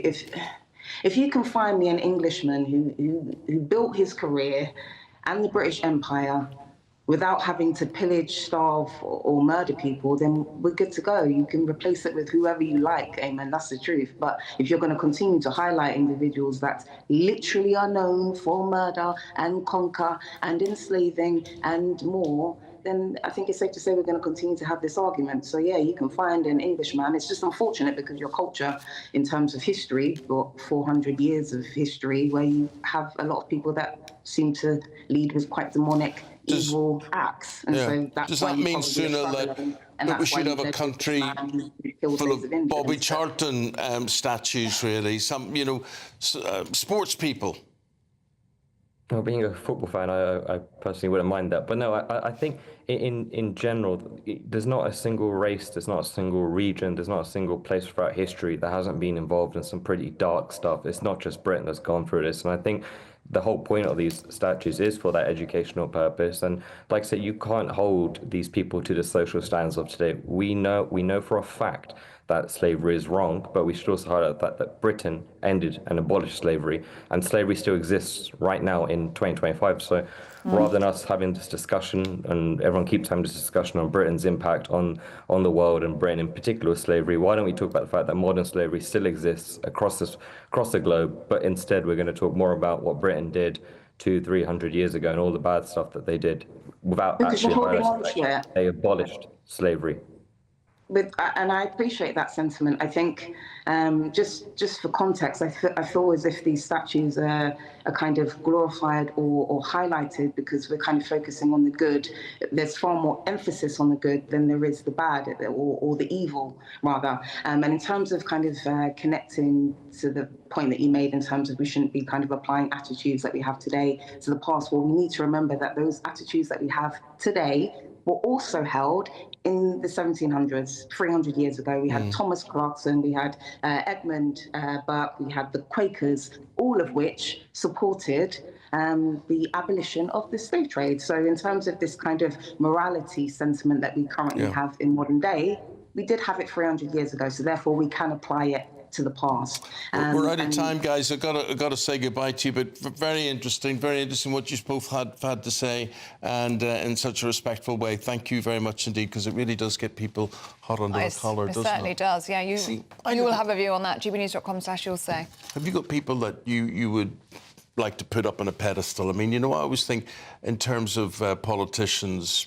JFK, I always hold them. JFK is a good one. But there's nothing about JFK's private life that would stand up to scrutiny. So... this is what I mean. I don't know. That's a good question. Anybody who had a statue, would they stand up to scrutiny? I mean, Winston Churchill, one of the best prime ministers we've ever had, but also a controversial figure. Difficult, isn't it? If you start going after musical legends, I mean, that's subjective, isn't it? Who would be a legend? Yeah. Very difficult. Let's know what you think.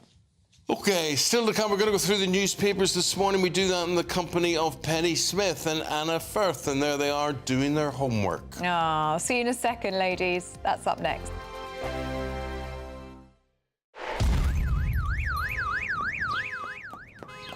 Crash Law 24 sponsors GB News Traffic and Travel Report. Good morning.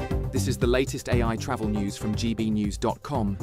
The A92 northbound off-slip after Portlethen is closed for roadworks, with diversions in place. The M4 westbound from Junction 45, Winnisforgan to Junction 46, Langifalak, is closed for inspections. There are 20-minute delays on the A1 northbound between the A52 and Junction A46 in Nottinghamshire due to a collision. In Hertfordshire, the M25 anti-clockwise between Junction 21 and 20 faces disruptions, with 2 of 4 lanes closed due to a breakdown. And on the trains, there are disruptions on Great Western Railway between Bristol Parkway and Newport, South Wales. For more travel news, go to gbnews.com. Crash Law 24 sponsors GB News Traffic and Travel Report. You've read the headlines, you've heard what those in power have to say. How about now we actually get to the truth? They would pay attention. We go beyond the political theatre and tell you what's really going on behind the scenes. For a massive council tax hike, one of the biggest in the UK. Others follow their lines, but we go off script. You sound like a broken record. You say that week after week. Cutting through the narratives and giving you unique perspectives. That's Ben Leo tonight, Saturdays and Sundays from 9 p.m. on GB News, Britain's news channel. It's Patrick Christie's Tonight, and here we do things differently. It's explaining the absolute madness of this, doesn't it? It's explosive. I mean, this is very good. It's lively. 850. Your government sat there, Sean, and it did nothing. It's controversial. And the Middle East has been in turmoil since before I was born. It's everything you need to kickstart your evening. Everyone's had their Weetabix tonight. I love to see it. That's Patrick Christie's Tonight, weeknights from 9 p.m. Only on GB News, the People's Channel, Britain's news channel. Hi, I'm Michelle Dewberry, and my show is your opportunity to cut through all the noise and dive in headfirst to some robust debates. Ideas clash. Situation, isn't it? Because the failure is... You're deliberately avoiding my point. Nothing's held back. And if you think this is the end of it, wait for more. And we do not shy away from the difficult stuff. Sometimes I want to shake people and say, if only you understood. So join me on Jubes and Co weeknights at 6 p.m. only on GB News, Britain's news channel. Good Afternoon Britain isn't just about us. The wonderful thing about this programme is it's about everyone watching. It's an interactive programme. Well, there absolutely is something to see here, and we're going to be talking about it more. Whether it's breaking royal news, please bring us up to date, or indeed a particularly punchy speech in the House of Commons. Very, very curious. We bring it to you live, and then we bring you live reaction as well. That's Good Afternoon Britain, weekdays from midday. Only on GB News, the People's Channel, Britain's news channel.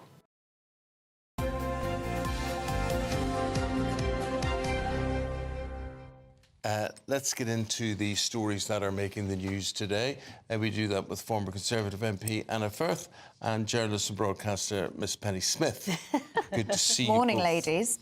Penny, can we start with this one, which we liked in the Telegraph this morning? It's actually on the front page in the features section today. Why tradeswomen are replacing the white van man. Isn't it interesting, this? Fascinating. Now, only the other day I saw a van trundling about with the name of one particular company on the side, and I thought, ooh, look at that.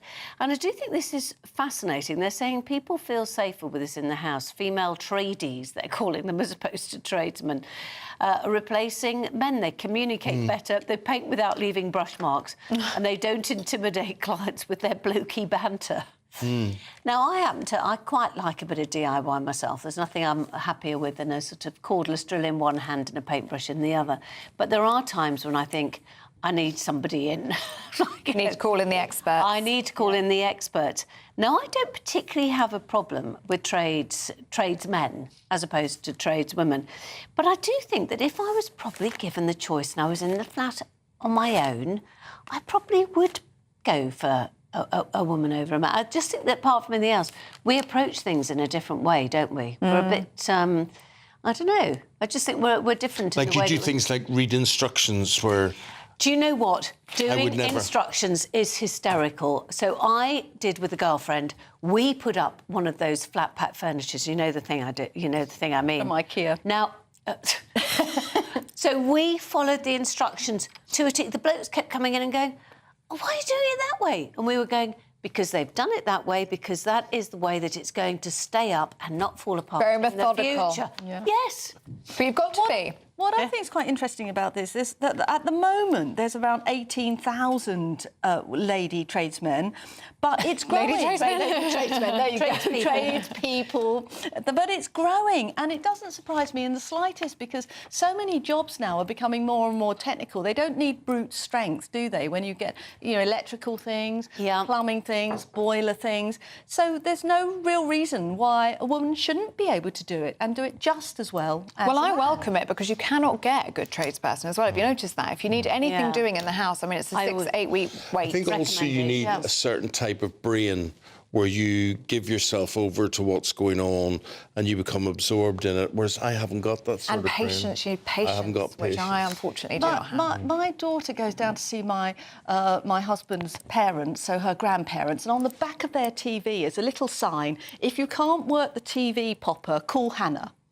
And I would have never thought necessarily that a girl would be the person to sort that out, but fantastic. Oh, anything to do with tech. You just ask somebody under 20 or possibly under 10 And or then- possibly under 5. Yeah, and they know. Anna, Nicola Sturgeon's been in the newspapers the past couple of days, and what do you make of what you're reading about her? Well, I'm afraid I really don't particularly like Nicola Sturgeon. I think she's a pretty awful woman, and anything she has to say about our wonderful, dear late Queen, unless it's 100% complimentary, I'm not very interested in reading it. And this I find particularly gruesome, really. She's making out that the Queen. I think it's true that the Queen did like a bit of gossip, but in a very appropriate way. She knew so much about people and places, and so I think that is true. But then she goes on, Sturgeon, to say that she wanted the details about Alex Salmond's sex claims. I just do not believe that at all. Did you not want the details? Not really. Oh, no, I was not in the least bit interested. I mean, obviously, I think it was all, disgusting and appalling. And Alex Salmond, I'm glad that he was completely and utterly discredited. But do we want? Are there not questions about Nicola Sturgeon that you would want answered? Nicola Sturgeon? Well, I mean, I think we all know, don't we? She's been totally exposed. What I'm trying to say hasn't is she? it not just part of human nature, and it gives you a more rounded opinion of who that person But actually is. what I'm trying to say, Eamonn, is that I don't approve of people selling autobiographies, disclosing conversations which were supposed to be in confidence. It's always been an unwritten rule that your conversations with the monarch are confidential, and she's seeking to profit from that, and I don't like that. Also, there's... Ooh, excuse me. There's a frog wandered in, which is amazing because it's been so dry. But I also thought that the story about Paddington, which apparently was about the fact that the Queen was confused about the Paddington sketch that she did. She didn't know what was going on, apparently. Yeah, rubbish. Rubbish. She was as sharp as a tack, that woman. Absolutely. And I did love... I think we all loved that sketch, didn't we? Yeah. One of my favourite Still memories. to come. We are remembering the legacy of Blue Peter editor Biddy Baxter after her death with none other than Tim Vincent. So we'll be doing that shortly. We might talk about it right after this break as well. And guess which A-list footballer has just gotten engaged? We'll tell you next.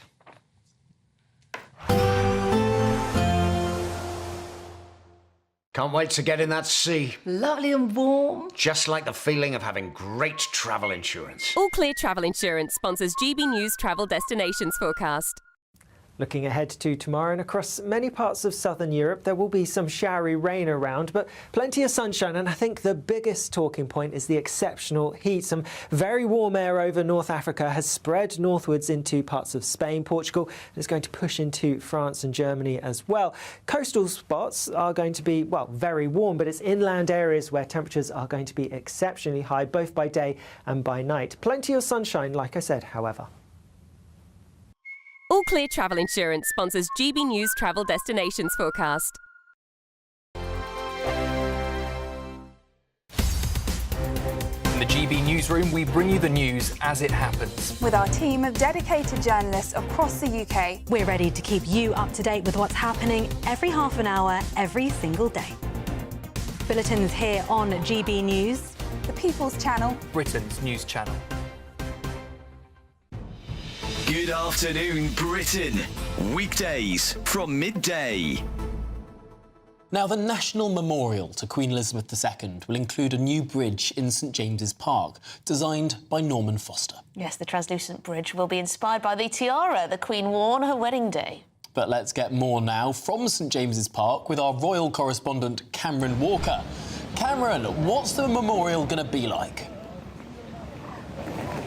Good afternoon, Tom and Emily. Yes, the wait is finally over. We have the final design from the renowned architect Lord Foster, who famously once criticised the King for his views on architecture. But of course, today it's all about honouring Queen Elizabeth II and her legacy. On that theme, at Marlborough Gate, which is the big gate you see behind me, which overlooks the Mall, that's going to be renamed Queen Elizabeth II Place. And there is, according to the artist impression, going to be a big statue of Queen Elizabeth II riding a horse overlooking the Mall. Of course, incredibly poignant because she had a deep love of all things equine. Incredibly poignant, of course, as well, significant love between Prince Philip and the late Queen.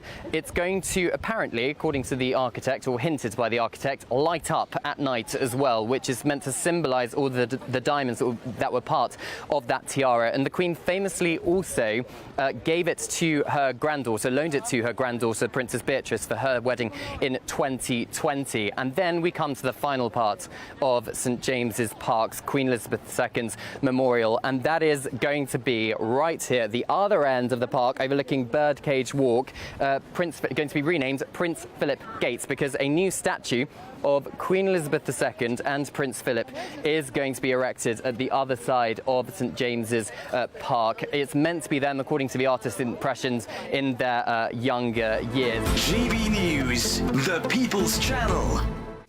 This is Britain's Newsroom, where your voice matters. It's just astonishing. With expert analysis and honest opinion, we don't just keep you informed. We bring you unique perspectives you won't see anywhere else. Can't argue with any of that. When the news happens, it happens here. On Britain's Newsroom, weekdays from 9:30 a.m. Only on GB News. Britain was once the envy of the world. But look around. A nation that no longer knows what it is or where it's going. A country that's broken.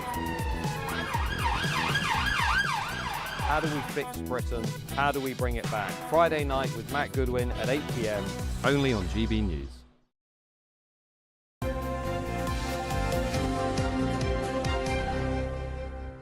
We're just talking about the death of the editor, or one-time editor for 20 years, of Blue Peter, a lady called Biddy Baxter. And Penny and Anna and I really, I mean, if you span that certain time era, it affected your life. It affected what you did in life socially, morally, educationally. Absolutely. Well, she was the one who encouraged the things like, for example, volunteering and that sort of thing. And if you think about all the bottle tops that we collected over the years and all the rest of it, and you wanted a Blue Peter badge. Yes.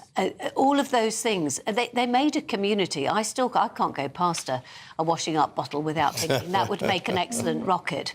And also, I remember them doing lots of fantastic stuff with animals and about conservation.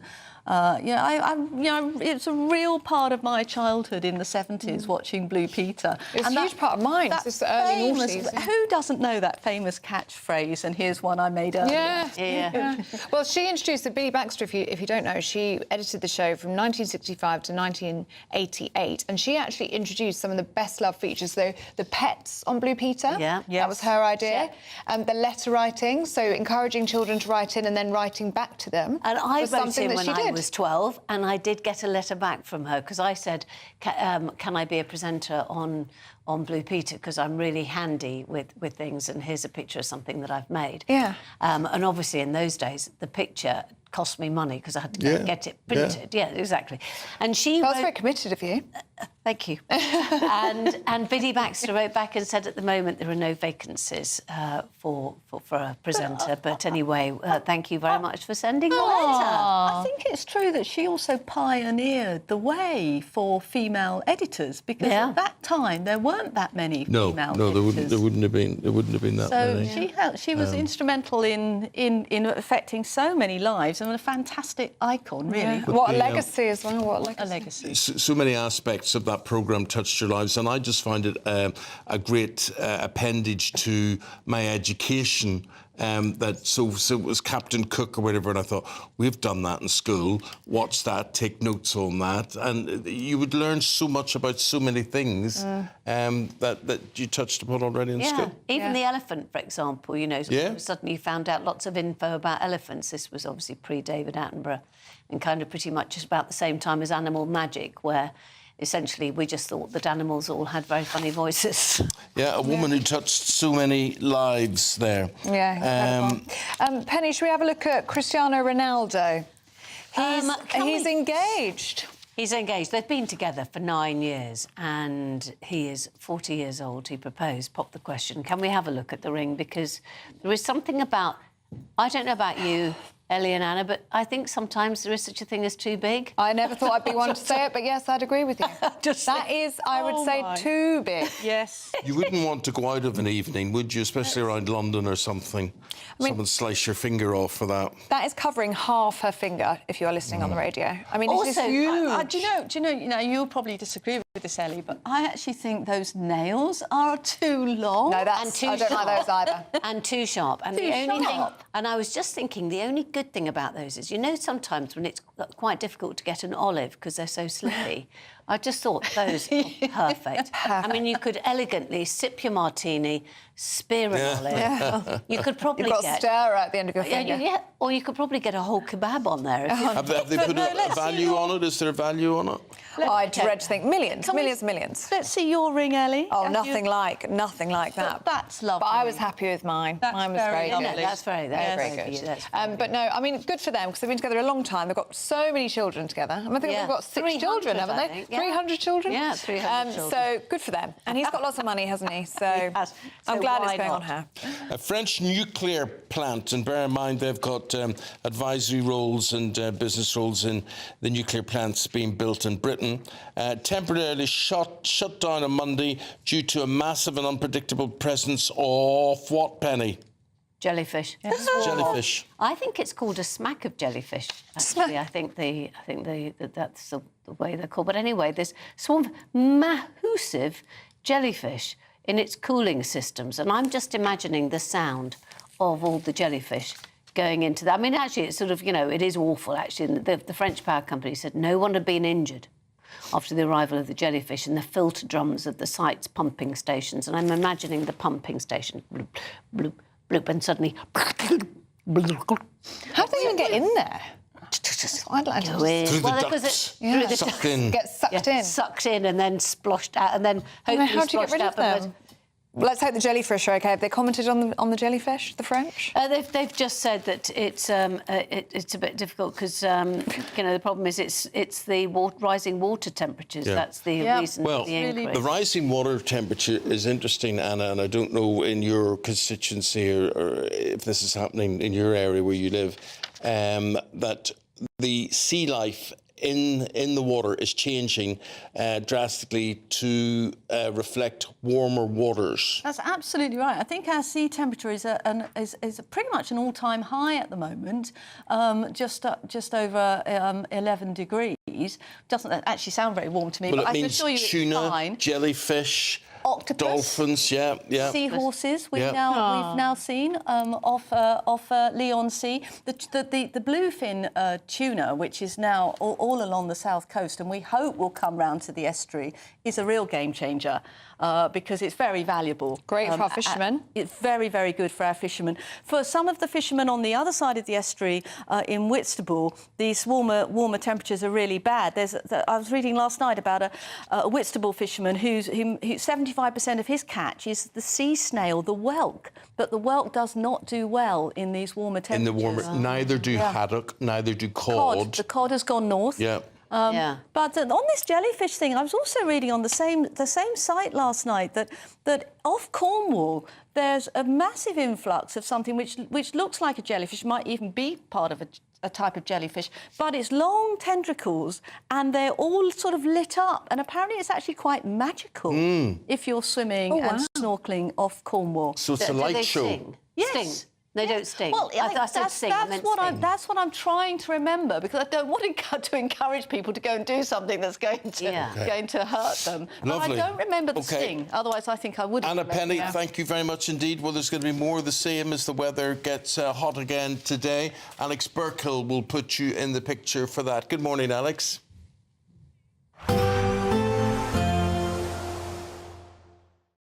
Today, clouds overhead. Total zen within. Box Solar sponsors the weather on GB News. Good morning, here's your latest GB News weather update coming to you from the Met Office. Now, it is going to be a fine day for many of us, and with that, lots of sunshine and feeling hotter than it did yesterday in quite a few places. We do have some early showery rain across Orkney and Shetland. That's clearing away, and then a few showers developing in a few places, particularly across parts of Scotland, but most of the showers are going to die out by the afternoon, and so by then it is looking dry and fine with plenty of sunshine around, and in that sunshine then temperatures really rising. We're looking at highs around 33, 34 Celsius, possibly even 35 Celsius around the Midlands and towards the south. So that's a few degrees hotter than it was yesterday. Staying hot, staying humid as we go through the end of the day, even across parts of Scotland. Whilst temperatures won't be quite as high here, we're still looking at them being in the mid-20s as we go through this evening. So feeling very warm indeed as we go through this evening. Similar across Northern Ireland, we're looking at temperatures around 23, 24 Celsius by 6 o'clock. So very warm end to the day, and across much of England and Wales, temperatures taking quite a while to drop as we go through this evening, and plenty of late sunshine around as well. Overnight, a lot of clear skies for many places. Not everywhere will be dry. A few showers could develop across some parts of northern England and perhaps North Wales as well, and we are likely to see some thicker cloud coming in from the southwest. That could bring a bit of murkiness, a bit of fog in a few places. Otherwise though, a dry and often clear night, but because of the high humidity, temperatures not dropping a huge amount. Some places will hold up in the mid to high teens, so pretty uncomfortable for sleeping for some. As we go through Wednesday, there will be some showery bursts of rain across the northern parts in particular. Elsewhere, often quite dry, but later on across the southeast, some showery rain could feed in, and some heavy showers may affect parts of Northern Ireland and northern England later on. But lots of dry weather around yet again, and temperatures in the east are likely to be similar or a little bit higher than today. Elsewhere, a touch fresher.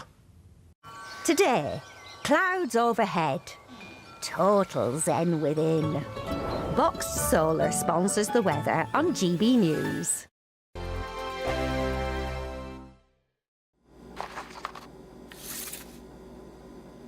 Crash Law 24 sponsors GB News Traffic and Travel Report. Good morning. This is the latest AI travel news from gbnews.com. Currently, the A92 northbound off-slip after Port Lethen is closed for essential planned maintenance, with local diversions in place. In Hertfordshire, the M25 anti-clockwise between Junction 21 and Junction 20 is experiencing delays due to a broken-down vehicle, with 2 of 4 lanes shut. In Surrey, a breakdown is affecting the M3 westbound between Junction 2 and Junction 3, resulting in 1 lane closure. And on the trains, expect disruptions affecting cross-country services between Newcastle and Darlington and Greater Anglia services between Stansted Airport and Broxbourne. For more travel news, go to gbnews.com. Crash Law 24 sponsors GB News Traffic and Travel Report. There's just 3 weeks to see how you can win your mortgage or rent paid for a whole year. That's a cash lump sum equivalent to 12 of your monthly mortgage or rent payments, right up to a whopping £20,000. Plus, we'll add an extra £5,000 on top for good measure. Make sure you don't miss out as lines close on the 29th of August. For another chance to win, text WIN to 63225. One entry costs £2.50 plus one standard network rate message, or text BONUS to 63225. 5 entries cost £5 plus one standard network rate message. Go to gbnews.com/win. Entries start at £2.50. Call 0903 686 3232. Calls cost £2.50 plus your network access charge. Or post your name and number to GB15 PO Box 8690 Derby DE1 9TT. UK only. Entrance must be 18 or over. Lines close at 4 p.m. on the 29th of August. Please check the closing time if listening or watching on demand. Good luck. At GB News, we love to hear from you, our loyal community. So drop us a line at gbnews.com/yoursay. There you can talk to each other and also to the presenters live on air. gbnews.com/yoursay, because GB News is your channel, Britain's news channel. Join me, Nana Akwe, for an informative, interactive news programme with a difference. It's fun. No, you didn't say that, Dave. I'm so surprised. I think there's an element of truth to that. Join me from 3 p.m. every weekend, only on GB News, Britain's news channel. In the GB newsroom, we bring you the news as it happens. With our team of dedicated journalists across the UK, we're ready to keep you up to date with what's happening every half an hour, every single day. Bulletins here on GB News, the People's Channel, Britain's news channel.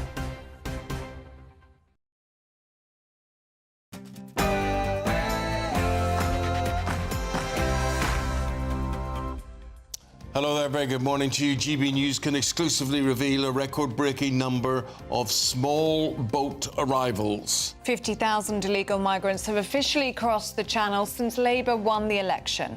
So, should the government take a leaf out of Kemi Badenoch's book and house new arrivals in migrant camps?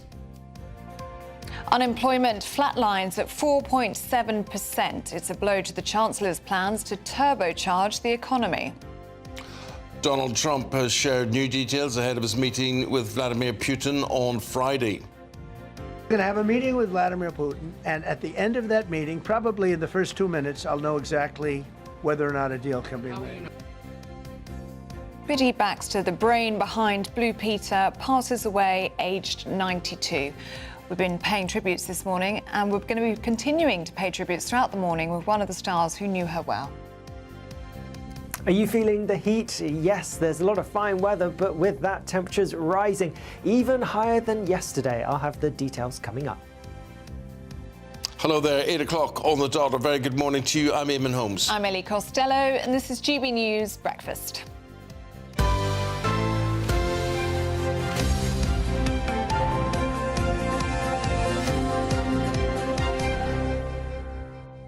Get this hour underway with more politics. And who have we got? We've got the Deputy Chairman of the Conservative Party, Matt Vickers, with us this morning. Morning to you, Mr Vickers. Good morning, Eamonn. Good morning, Ellie. Good morning. Can we start with this record-breaking number of small boat arrivals? 50,000 illegal migrants have crossed the Channel since Labour won the election. What's your response to those figures?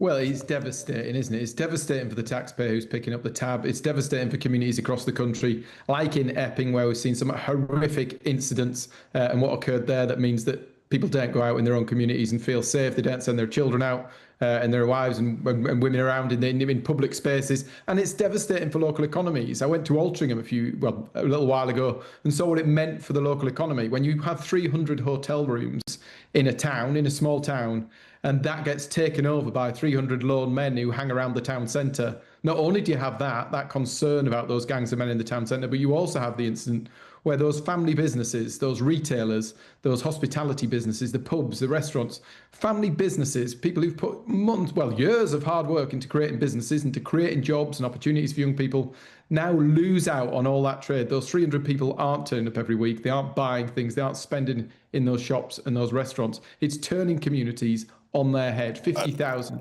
Goodness knows what effect it's going to have over what time period, Matt, but this is a really serious thing. I mean, I was talking about it particularly. It affects you, it affects me, it affects Ellie, it affects everybody in different ways. But the sociability of all of this isn't just about rescuing people and putting them in somewhere nice to stay or whatever, because we are doing away with the local way of life, the local sociability and all of this. So Kemi Badenoch seems to be suggesting we should put them in special camps, migrant camps. Could you elaborate on that, please? She said, Kemi's been down there to Epping. She's been meeting the families who live there, the people who are scared to send their kids out in the public spaces. She's met the business people. She's seen what this means firsthand for those communities on this scale. 50,000 more. Because do you know what? The last government got this wrong in many ways, but they were doing something about it. They were looking at that deterrent. They were reducing the number in hotels. But the reality is it's gone up. It hasn't gone up a little bit. It's gone up by 51% with Starmer in office. That is huge. It's not. You can't integrate people on that scale. And the reality is that these aren't women and children. They're largely, very largely groups of lone men. So she said, we should look at all the options on this. Firstly, at how we accommodate these people when we're here, looking at the potential of camps, asking the questions, seeing what the community thinks of that. Because you know what? You can't, these hotels do have a huge impact. They're right in the centre of town. They leave groups of lone men hanging around town centres. They have a huge economic impact. It's not acceptable. The reality is, though, the only way to solve this problem is for those people to know when they get on that boat that they've got no chance of staying. We need to remove these people. If you break into this country, you should be detained, you should be removed. We need to take away all the pull factors that make these people make the decision to get in those boats. We're talking about the protests that you've seen outside the Bell Hotel in Epping. I mean, surely migrant camps are not the answer. You can only imagine the outroar in villages and towns if a migrant camp was to crop up in someone's field. You can police things properly if they're not sat in town centres. These hotels were built for people who are going to come to town, families often actually, not groups of low men, families to come and visit towns, to see family members, to go and spend money in town centres. That's what these hotels were designed for. Often, we've seen incidents of people who were meant to be getting married in these places, and then had their weddings cancelled because all these migrants are turning up. That is not what these are designed for. You could design something in a sensible space that you can secure properly, where you can keep local populations safe, and you can look at where they're best suited. They're not suited where they are, and they're certainly not suited on the ridiculous scale that we're seeing. It's not acceptable. We need to start. Know the half of it. I was talking to a guy this week, and he was telling me that his sister is a nurse, and she has to attend to give TB injections and all sorts of things, wearing masks, because a lot of these guys have TB, and they can't. They're not supposed to mix in the community and whatever, and yet they get their injection and they go right out the door. If it was a badger, they would lock it up or put it down or something else. It is just unbelievable. Let's talk about what we're going to talk about. What was the next thing we're going to? Post offices. Matt, I don't know if you know anything about these post offices things, but my goodness me, what a job, what a tough job to do that under so much pressure, so many problems associated with that. And now we hear that there is talk about reducing the numbers of them greatly. So we saw, the last Labour government hacked away at the number of post offices in this country. And we put in a cap when we were last in office to say 11,500, no lower. And there was also an aim that you'd have a post office within 3 miles of every major population. That's the right thing to do, because these post offices aren't just somewhere you buy a stamp. Very often they're at the centre of communities. They can be in villages that don't have any other shop. They're the place where elderly people, you know what, you get elderly people, we talk about isolation. Sometimes the postmaster and the postmistress are the only people some of these elderly people see. They've got a huge community function. They're a place that communities come together. We must protect them. Just finally, some shocking statistics out this morning. I don't know if you've seen them. Attacks on A&E nurses have risen by 91% in 6 years. We've been reading into this morning. Incidents such as spitting and punching of nurses have been documented here. How do we protect nurses and also fellow patients in A&E departments? It's devastating, actually, when you think these people put themselves on the front line to help people, to actually go out and help the general population and help the public, and then they end up being the victim of this stuff. It's entirely unacceptable. It's entirely abhorrent. It's that same small minority that make life hell for everybody else in all sorts of situations. What we did in the last government towards the end of our time was we toughened up the sentencing yet again for people who assault emergency service workers. So anybody who does it can be subject to a tougher sentence, and that's the right thing to do. They should be spending longer behind bars. But one of the problems that we've got at the minute, of course, is the reduction in the number of police officers. Under the last government, we reached record numbers of police on our streets. That's what we need to do. We need to continue in that ilk. But since Labour came to power, the number of police has gone down by 1,316 already. They slammed our police forces across the country with this national insurance increase and didn't give them the money to increase the number of police on our streets. It's only going to go one way. And the last year we've seen that 20% increase in shop theft. We can't carry on like this. We need to be investing more money into our police forces. We need to be taxing police forces. I mean, it's absurd, taxing the police off our streets. And we need to see more police on our streets, and we need to see them properly resourced with the money and the kit that they need to do the job. Shadow Home Office Minister, Matt, appreciate your time and what you've had to say today. We've got to leave it there. Thank you. Thank you very much. Now, 8 minutes past 8, we'll return to our top story this morning. In Britain, small boat crisis has reached a new shocking milestone as over 50,000 migrants have crossed the Channel since Sir Keir Starmer came into power last July. OK, that's, just over a year ago.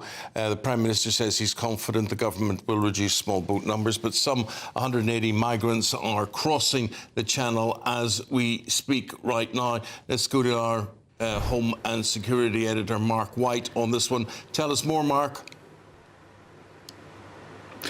Well, the numbers are changing all the time, Eamonn. They keep on coming. Now 4 small boats in the waters heading towards the UK. 2 are very close to UK waters, we're told. So it's more than 200 easily that are crossing again today, on top of what was 50,220 odd.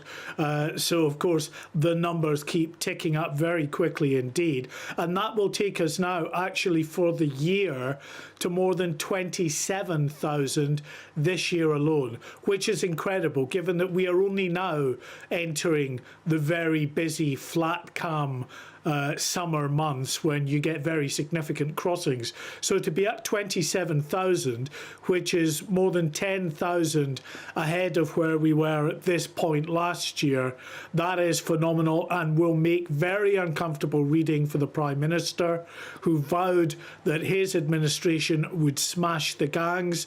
We've had announcement after announcement, but none of them major initiatives that on their own will provide that silver bullet. But taken in the round, the government hopes that eventually, they're now talking in terms of eventually, they will be able to impact the numbers. We've got to leave it there. Thank you, Mark, very much indeed. President Trump has confirmed there will be land swapping conversations come Friday when he meets with President Putin. So, is President Trump playing a strong negotiator and middleman, or does Ukraine face real risk of being divided up on Friday? But I'll be speaking to Zelensky. The next meeting will be with Zelensky and Putin, or Zelensky and Putin and me. I'll be there if they need, but I want to have a meeting set up between the two leaders. I was a little bothered by the fact that Zelensky was saying, well, I have to get constitutional approval. I mean, he's got approval to go into war and kill everybody, but he needs approval to do a land swap, because there'll be some land swapping going on. I know that through Russia and through conversations with everybody, to the good, for the good of Ukraine. Good stuff, not bad stuff. Also, some bad stuff for both. Well, let's get some analysis on all of this. Chief International Anchor at IMI. We're delighted to say she's here in the studio. Hadley Gamble this morning. Hadley, what way would you see these talks going this week? I mean, the emphasis seems to be changing all the time as to who's going to get priority. What way do you think it's going to go? If anyone believes that Vladimir Putin has destroyed his economy and essentially threatened his own position as leader of Russia over something that he's just going to then, say, oh, we've cut a deal, and then walk away without getting a significant amount of territory, a significant buffer, then they're delusional. But there are fears, aren't there, that Russia is just buying time here, that they don't want to end the war. And this is actually just about secondary sanctions on India, which in turn would affect them. Well, as someone who's covered energy markets for 15 years, those oil sanctions really don't work, right? And we know this, and energy ministers have said this again and again, and yet, they keep trying to push these kinds of things through. What's really interesting is going to be whether or not the President of the United States can really get anywhere with someone that, he's had multiple conversations with and has seemed as cordial as they may have been to have gotten nowhere, at least so far. I mean, every time they've had a conversation, Vladimir Putin's lobbed more rockets at Kyiv. So, the one question that I would have, having watched President Trump operate, if you will, over the last several years, and also having met and interviewed Vladimir Putin, is, Vladimir Putin, as you say, believes he has time on his side because, even in Russia today, and I was there just recently, you don't talk about the 1 million men that have died. And the men that do go to the front line and return are considered national heroes, as if they fought in the Second World War. That's the level at which they're placed in the Russian eye and the Russian public.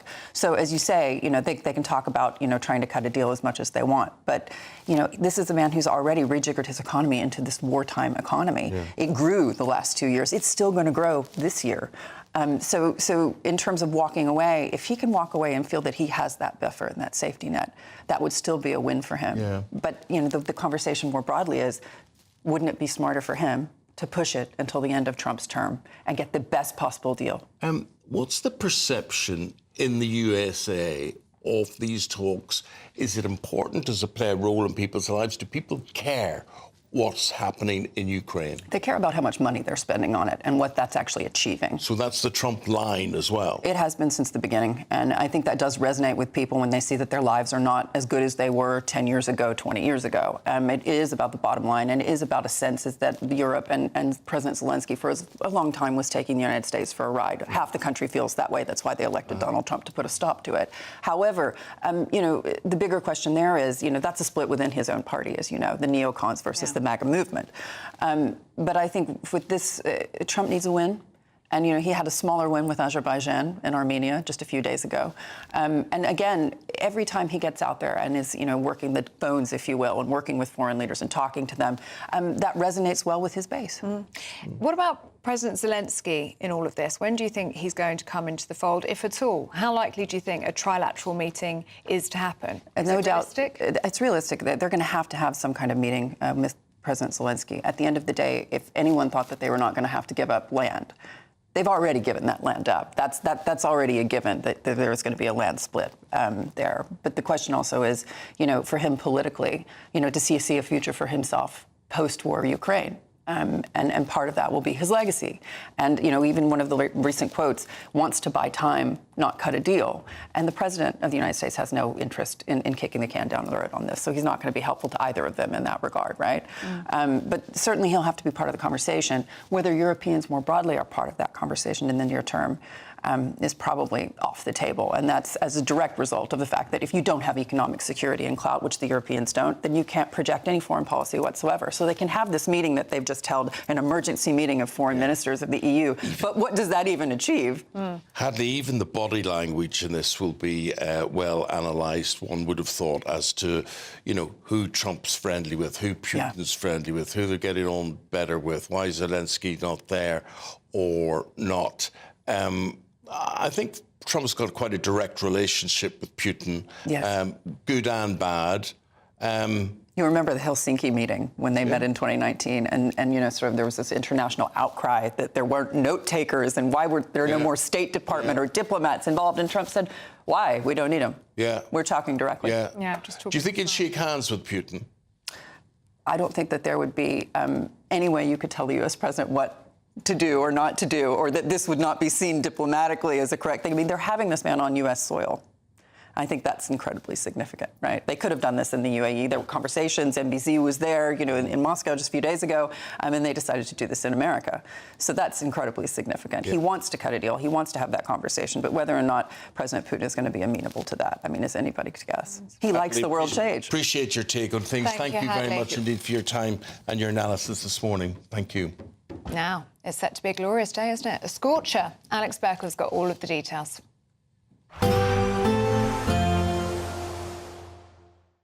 Expect warm spells with the odd rude interruption. Box Boilers sponsors the weather on GB News.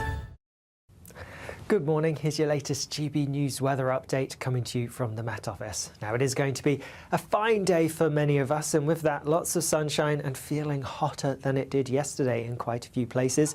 We do have some early showery rain across Orkney and Shetland, that's clearing away, and then a few showers developing in a few places, particularly across parts of Scotland, but most of the showers are going to die out by the afternoon, and so by then it is looking dry and fine with plenty of sunshine around, and in that sunshine then temperatures really rising. We're looking at highs around 33, 34 Celsius, possibly even 35 Celsius around the Midlands and towards the south. So that's a few degrees hotter than it was yesterday.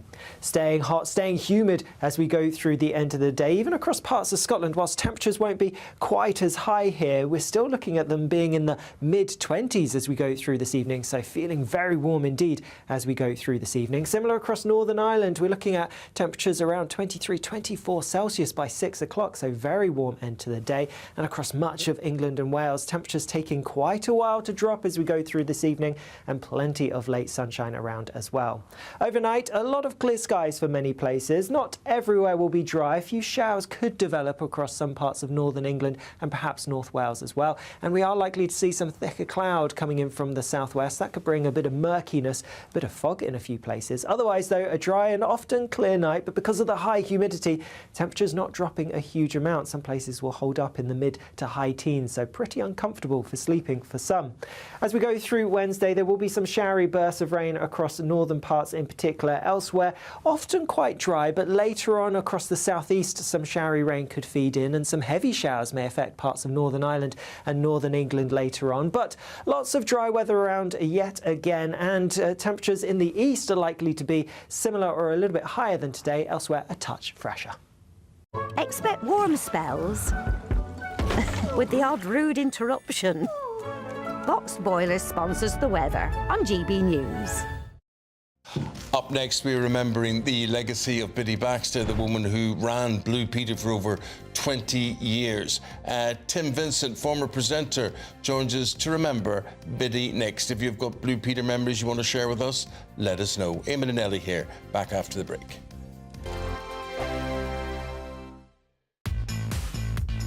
Five hosts, 5 opinions, 5 fearless debates, 5 unfiltered takes on the day's news. 5 reasons not to be anywhere else on Saturday night. This is the Saturday 5. You got me good there. Britain's biggest Saturday night TV show. It's not a bad brand. Yeah. Uncensored. Very, very racy tonight. On the unpredictable. What did she say? Can you translate it for us? And always entertaining. And how can a country go from being led by William Wallace Saturday nights from 6 p.m. only on GB News, the People's Channel. Britain's news channel. You're going to want to stay tuned, trust me. Britain's Newsroom, weekday mornings from 9:30. Now, the governing body of tennis, which is the Lawn Tennis Association, has been accused of effectively breaking the law. Yes, that's after reports that they encouraged transgender people to participate in women's tournaments. Well, we're now joined by the former Olympic swimmer Sharon Davies to discuss this.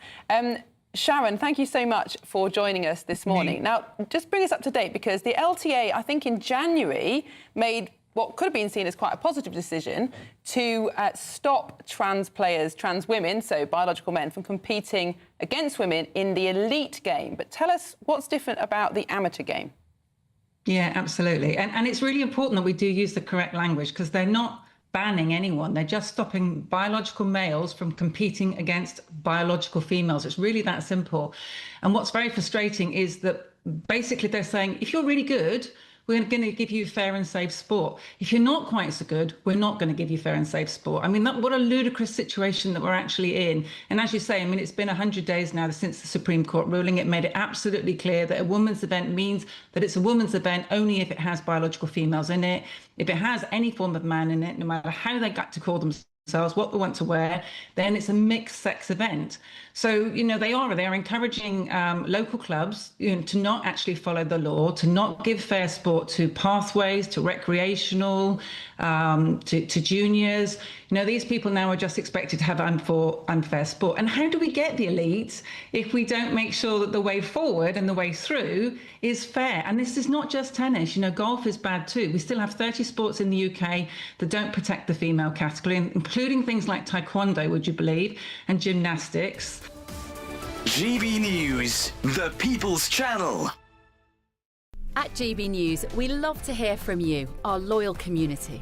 So drop us a line at gbnews.com/your say. There you can talk to each other and also to the presenters live on air.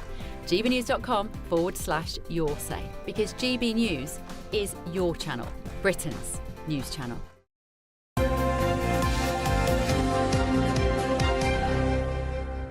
Amongst the things in the news, the former editor of Blue Peter, Biddy Baxter, she was editor for 20 years. She was the creation of Blue Peter there. She's passed away. And all of us, certainly my generation, of Ellie's generation, it had such an influence on our lives. And you participated, you got involved in the programme, didn't you? Yeah, it was one of the only programmes that I was allowed to watch growing up as a child. My parents were quite strict, yeah. So I was allowed to watch Blue Peter, and I loved it, and it just took over my life. I did all of the arts and crafts. I remember making a Tracy Island model. It took me months after they'd made it on the show, because I wanted to be Lady Penelope. Yeah. And then I'd do the dog... Yes, my lady. Yeah, and then my dog was named Meg, after the Blue Peter dog. Meg. Well. Yeah, and I'd write into the show all the time. I mean, it was an institution, wasn't it, in all of our childhood? It was an institution. Someone who should be in an institution is former Blue Peter presenter Tim Vincent. He joins us this morning. Now, Tim, the thing about you, we're talking here, you didn't work under Biddy Baxter, but of course, being part of the programme, I mean, her name must have haunted the corridors, really. Haunt is the right word. Good morning, Eamonn and Ellie.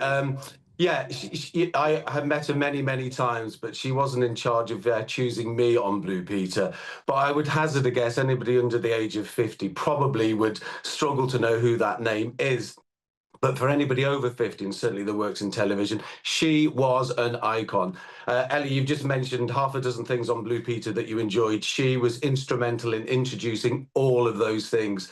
The make items, the totalizer, trying to raise money every year for a well-known charity, the summer expeditions, the choosing of the Blue Peter dog, the Blue Peter badge. Blue Peter was already established when she joined. It was a 4-year-old show that was doing relatively well, but she really harnessed it with a lot of talented producers around her to make it what it was. And she really was the original type of, you know, female empowerment leading. She was the editor of the show. Her name went at the end of the credits. Anybody that knew Blue Peter knew who she was, even though she wasn't in front of the camera.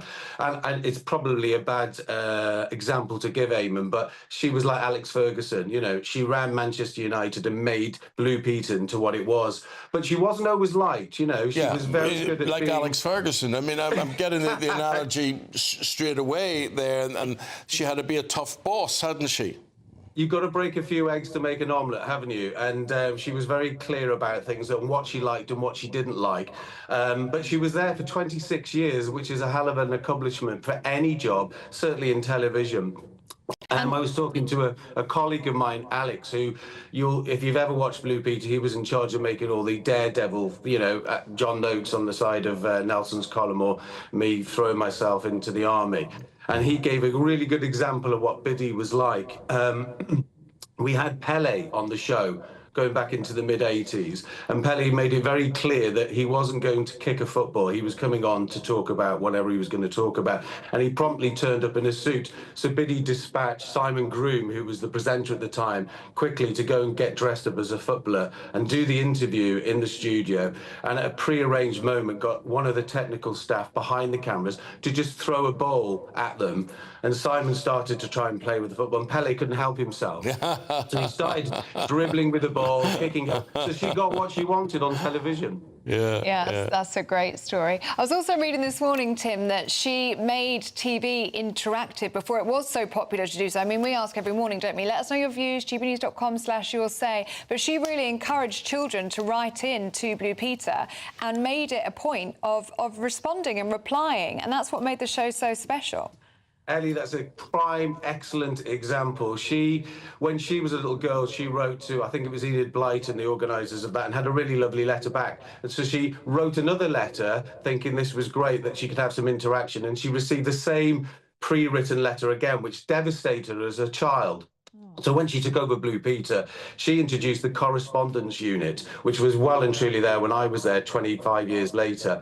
And every single letter was chronicled. So if a child wrote in, she could write back and say, well, they like Blue, that's the name of their pet. And before there was Instagram, Twitter, anything else, she had everything that was interactive. And everybody felt that Blue Peter was part of it. So the dog was really a dog for everybody at home that couldn't have a dog. The summer expedition was for the summer holiday you couldn't have. She really was an icon of her time, and it's very sad for a lot of people in television today. You use the phrase "of her time," and just the simple things you're describing there, whether it's filing letters up, whether it's looking after pets associated with the programme or not. Television has changed, and there's no chance of... I know Blue Peter still exists in some form on some channel, but it couldn't exist in the way that she knew. No, I would hazard a guess that these days everything is, 2 or 3 minutes at the most Instagram worthy, and that's what you could watch. And anything on that show, it was live, so you could always tweak it if you wanted to. But it certainly on that kind of mediumship doesn't work on terrestrial television anymore. But what a legacy. She's like, I've just had a look. It's still available online. It's pre-recorded now, Tim. Yeah, I saw that you were a fan, Ellie. Did you ever get a Blue Peter badge? I'm sure Eamonn has got a Blue Peter badge. I had the blue and white one. I always wanted the gold. I think you had to be a real superstar for one of those. I'm afraid you have to either present the show, save somebody's life, or die yourself. Oh, well, I haven't done any of those just yet. There's an interesting thing. Aspirations. You want to be a really good person. You want to do the best in life. You want to learn. You want to lead, whatever. I don't think there's any programme like that nowadays, nor would there ever be again. And when you think of it, Tim, youngsters of whatever age will not have had the same experiences we had, because basically we were dealing with 2 or 3 channels at the time. And everybody, you knew what the campaign was that year, the charity campaign, or what the calendar was for, or whatever, and that Tracy Island thing there. Yeah, Cynthia Turner with the Tracy Island model there. We must have been doing that for years. Well, I don't see how they could get away with doing Tracy Island nowadays. It'd be too commercial. But it just was off its time, was it not? It was of its time, Eamonn. It was very much a family feel to it. But you've got to remember, as of its time, even when I joined Blue Peter, Channel 5 had only just launched, we were still getting 6-7 million viewers per episode 3 times a week. In its heyday, it used to beat the 9 o'clock news for viewing. And the reason that it did so well is because people only had several channels to watch. So Blue Peter ostensibly was a children's show, but half of the viewers were adults. So we had to we never talked down to children. We always talked to the viewer, and most of the viewers were children. But of course, there's so many other things that were part and parcel of that show. The Royals were very much part of that show, and the military involvement on it, because it wasn't fragmented. There's as you say, there's very few shows out there that everybody can watch. Possibly the one show, which ironically fills the Blue Peter slot on BBC at the same time.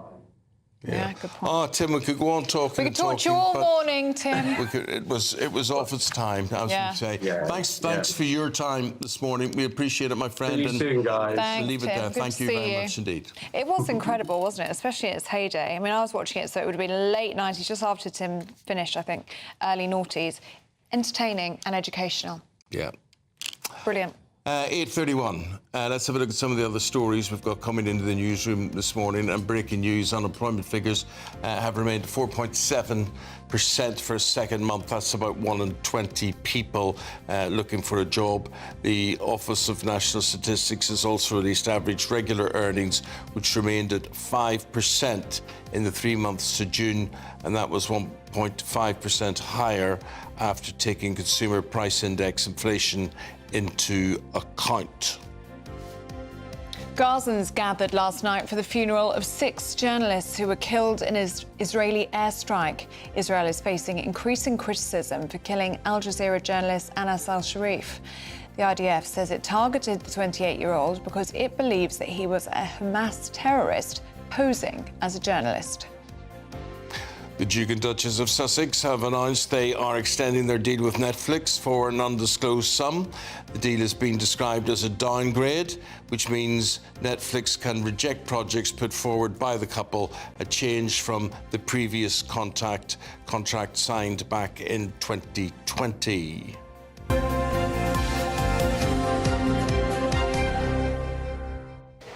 Now, if you're travelling to work this morning, here's your traffic and travel update.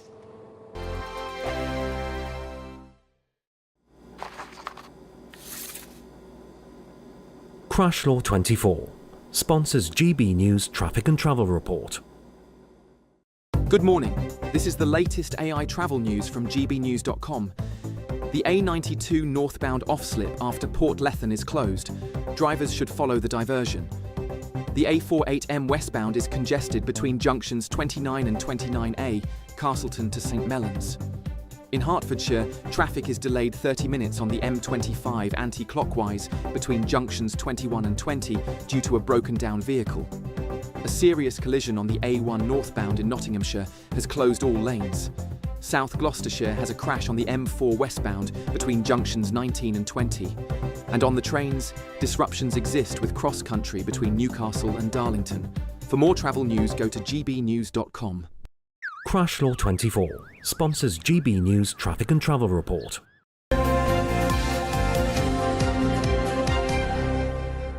And we're just standing by to go through the newspapers again. We do that in the delightful company and the informative company of Penny Smith and Anna Firth, OK? This is Breakfast on GB News with Eamonn and Ellie.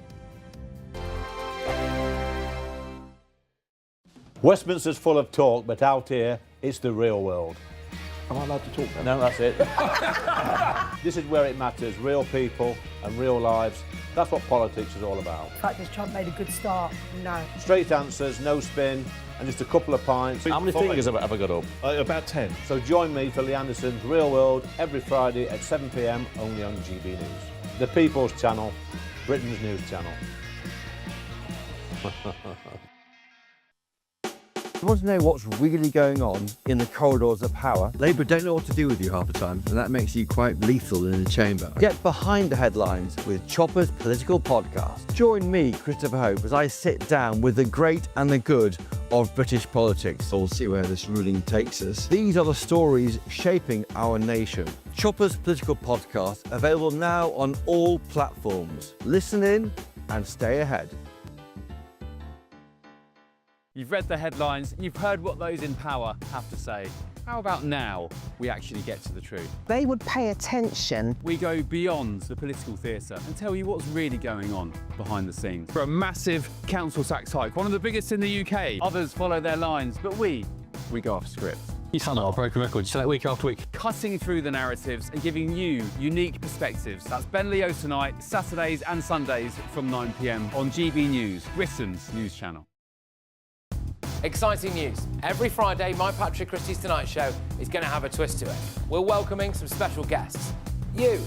That's right, on Fridays I'm going to be doing my show in front of a live studio audience because this show is about you and what you have to say. It's going to be the same big debates, same big topics, same big opinions, But every Friday night at 9 p.m, you are invited to come on down to Patrick Christie's Tonight to be a part of the action. Only on GB News, the People's Channel, Britain's news channel. At GB News, we love to hear from you, our loyal community. So drop us a line at gbnews.com/your say. There you can talk to each other and also to the presenters live on air. gbnews.com/your say, because GB News is your channel, Britain's news channel. Join me, Nana Akwe, for an informative, interactive news programme with a difference. It's fun. No, he didn't say that, though.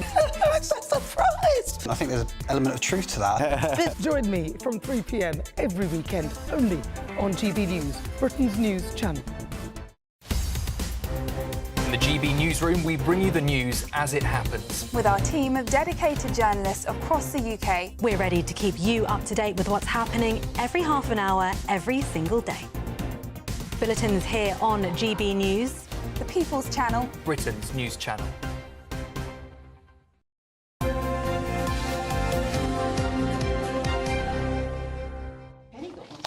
Now it's time for the Great British Giveaway and your chance to live mortgage or rent-free for an entire year, plus an extra £5,000 in your bank to do whatever you like. Too good not to enter, so have a go.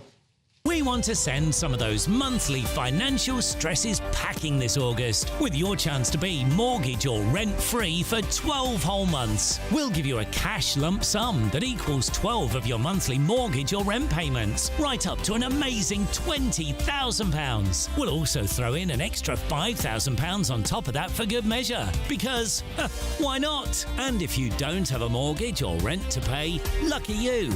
We'll give you £15,000 tax-free cash instead. What are you waiting for? Lines will close on the 29th of August. For another chance to win, text WIN to 63225. One entry costs £2.50 plus one standard network rate message. Or text BONUS to 63225. 5 entries cost £5 plus one standard network rate message. Go to gbnews.com/win. Entries start at £2.50. Call 0903 686 3232. Calls cost £2.50 plus your network access charge. Or post your name and number to GB15 PO Box 8690 Derby DE1 9TT.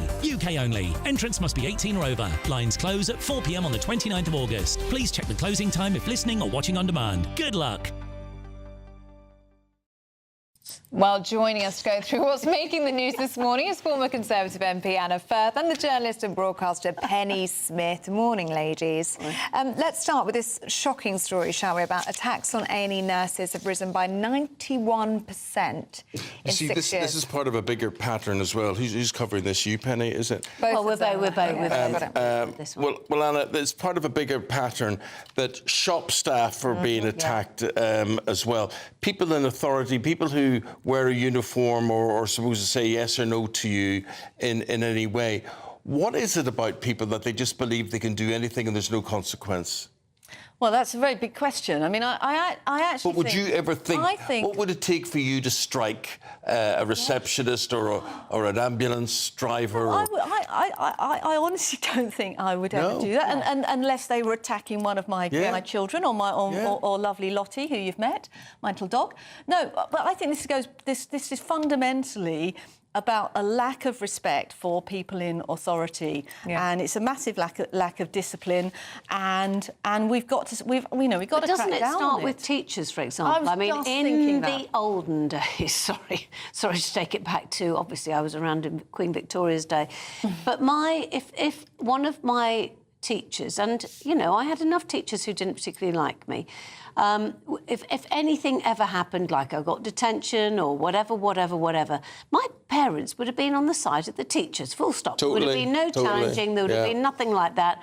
The teachers were there to teach, and they were sacrosanct, and their word was the rule, and therefore that was it. Nobody Nobody went in and kind of harangued them or said, you know, No. my perfect little peaches just... I used to say to my parents, the teacher hit me. And my dad said, he hit you, did he? And he should have hit you harder. Oh. I always remember.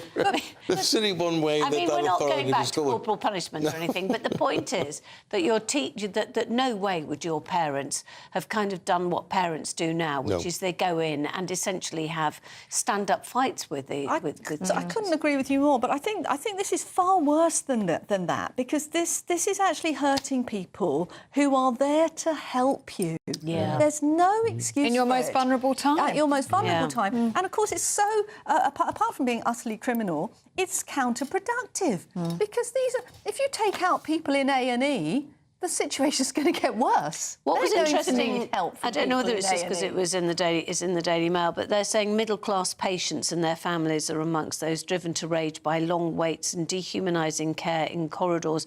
Now, you can say it's dehumanising care in corridors. The point is, it's still care. Yeah. They are still they're there to caring help for you, and they are doing their best under the circumstances. Exactly that. The point is, it's not their fault. It's not the fault of the people who are trying to help you. If you are frustrated, then, you know, write to your MP, write to the hospital executives, engage in the PALS process. Yeah. Don't take it out on the people who are doing their best for you. Yeah. Okay. We'll hit the break there, guys. Back with more stories right after this, including the news that Harry and Meghan have extended their deal with Netflix. Do you care? I couldn't give a monkey's, but I've never seen or heard anything they've done. Does anybody? Meghan's cooking show that came out recently, didn't it? The worst of it is when she's now going to do a Christmas cookery. Christmas cookery show. That's what you've got to look forward to. We're back after this. Don't go away. Christmas is going to be contaminated. Dinner under the stars tonight? That reminds me of our travel insurance. You mean all clear skies? All Clear Travel Insurance sponsors GB News Travel Destinations Forecast. Looking ahead to tomorrow, and across many parts of southern Europe, there will be some showery rain around, but plenty of sunshine. And I think the biggest talking point is the exceptional heat. Some very warm air over North Africa has spread northwards into parts of Spain, Portugal, and is going to push into France and Germany as well.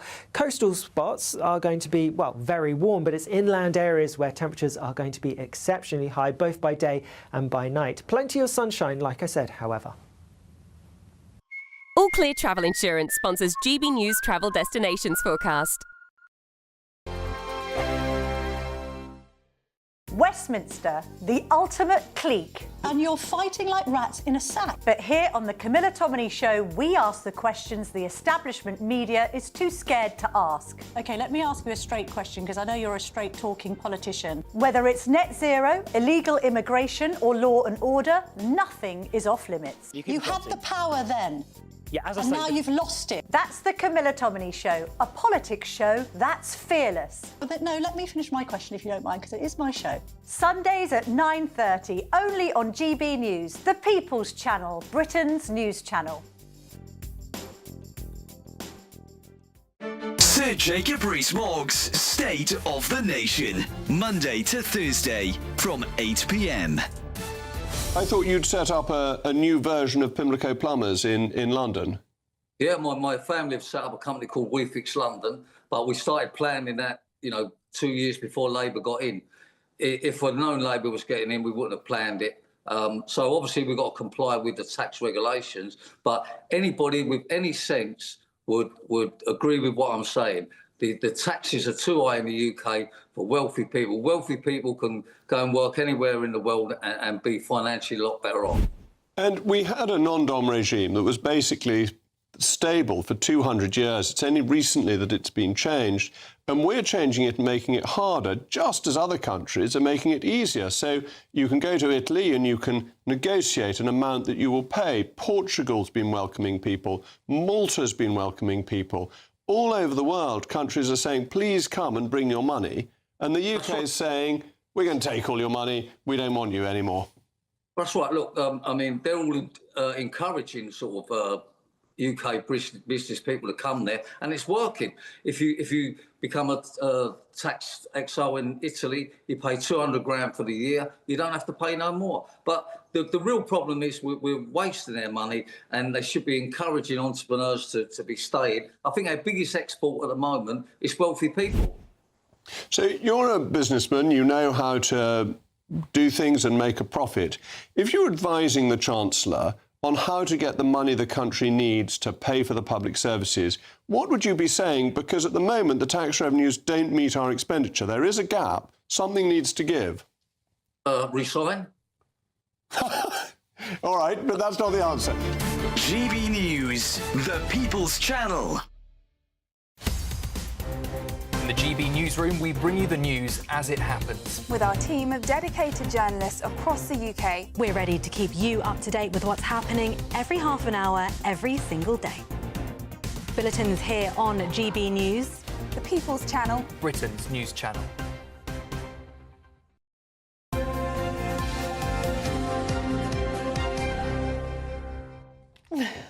We're back going through the papers with former Conservative MP Anna Firth and the journalist and broadcaster Penny Smith. And should we start by talking about the Sussexes and this new Netflix deal, Anna? But we're being told it's a downgrade well, from what they had before. I think it jolly well should be a downgrade. I mean, I haven't been watching any of the stuff that they have been Eamonn can't producing. Turn it off. You can't turn it off. No, you just can't. He's glued to it. Yeah, he's like a cat watching a horror film. He's like that. Love it. But do we need Meghan to tell us how to make jam? Of course we do, because you need to know that you can do it.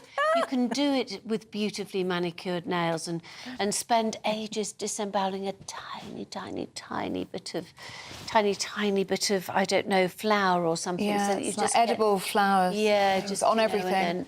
Yeah. Apparently it's very aesthetically pleasing. I haven't watched it, but apparently it's very beautiful. What, the way it's shot? The way it's shot and the way she makes things looks very pretty, apparently. Yeah. Well, the worst news of all is that part of this is going to be some sort of Meghan's Christmas cookery show. So I think she might even be contaminating Christmas now.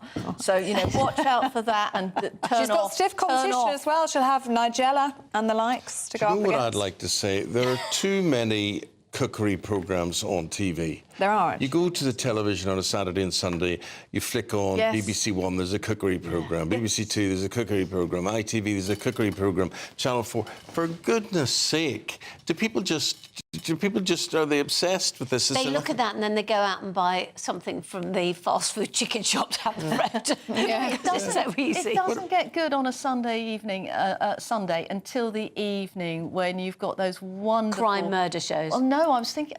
crime murder shows. I was thinking of David Attenborough. Okay. And the fantastic animal nature shows that there still are on a Sunday evening. The point I was going to make about weekend television is it used to be full of children's programmes. Now it's not, of course. It used to be Swap Shop and various things like that. But it's just cookery. I do watch a bit of Four in a Bed. I do watch a bit of that, and you look and you think, if you knew the cameras were coming into your guest house, you surely would clean the toilet. Give it a bit of a scrub. Everything, you would be just mop around with some bleach. You'd be immaculate. Penny would have a good entry into that. She's a very clean, tidy person. Do you know what? There is. Even when I go to stay with friends, the first thing into the suitcase is a pair of rubber gloves, because I can't do the washing up properly without rubber gloves, and also just clean. Just love doing a bit of cleaning. The only reason I like doing the washing up is because it warms my hands up. Yeah, you can still get them warm with a rubber glove. That's nice. Yeah, rubber gloves, you can get the water really hot. Do some washing. Now, can I talk about an important story, Eamonn? Which I'm really not happy about, which is in the Daily Mail on page 5.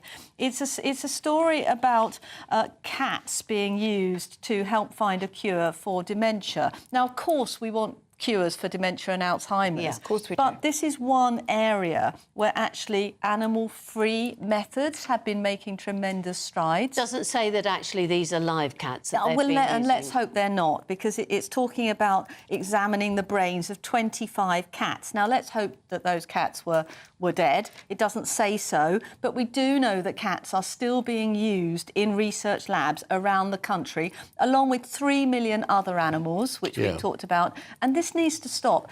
And human-free methods are now making more and more progress. Also, wanted to talk about, there's a story in The Sun about, it's actually a story about somebody who was facing an astronomical vet bill. And this is something that, do we all have animals? Yeah. We're all animal lovers. We're all animal lovers. But just saying the fact that now they're saying over the past decade alone, 6, and they call them fat cat firms, have bought more than 60% of practices, up from 10% in 2013. And they're saying the Competition and Markets Authority has launched a formal investigation into the industry. This is veterinary surgeons, is it? No, just vets. Just vets. You know, you take your doctor to the vet, vet's practices.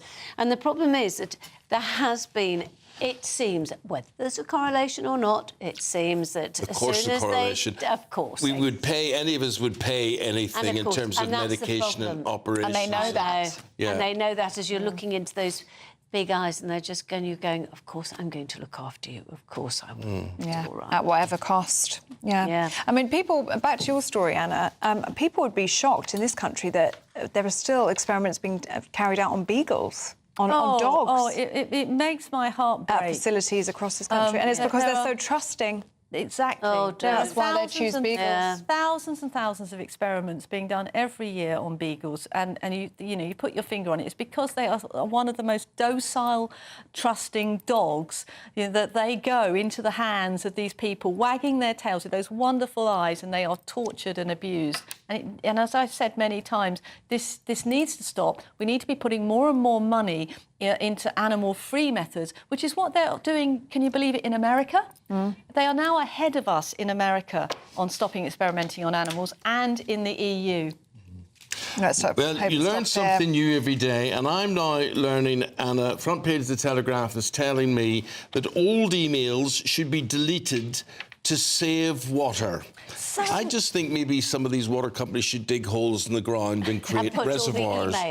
It's rained all year except for the past sort of 6 weeks or so. It rained this morning, pouring down. So I think we should start with leaky pipes and making sure that we don't sort of put the shower on for 20 minutes before we get in it, and of course that we use showers, not baths, and turn taps off, all the obvious things. But I do actually think that they've got a point here, because we've been just doing, haven't we, a little bit of a survey. An awful lot of us now leave our emails until you've got thousands and thousands. But how's it working with water? What's the water part of this? So the fact is that these emails that we're not deleting are being stored in these huge data centres around the world, which need an awful lot of water to keep them cool. Right. And you see, everybody's got a camera and everybody will take 20 pictures a day and whatever, and then that's all water. But people don't tell you there's a consequence to what to do. And that's something we can all do. I mean, it is a bit of, I was just saying, I often spend, the first day of my holiday just clearing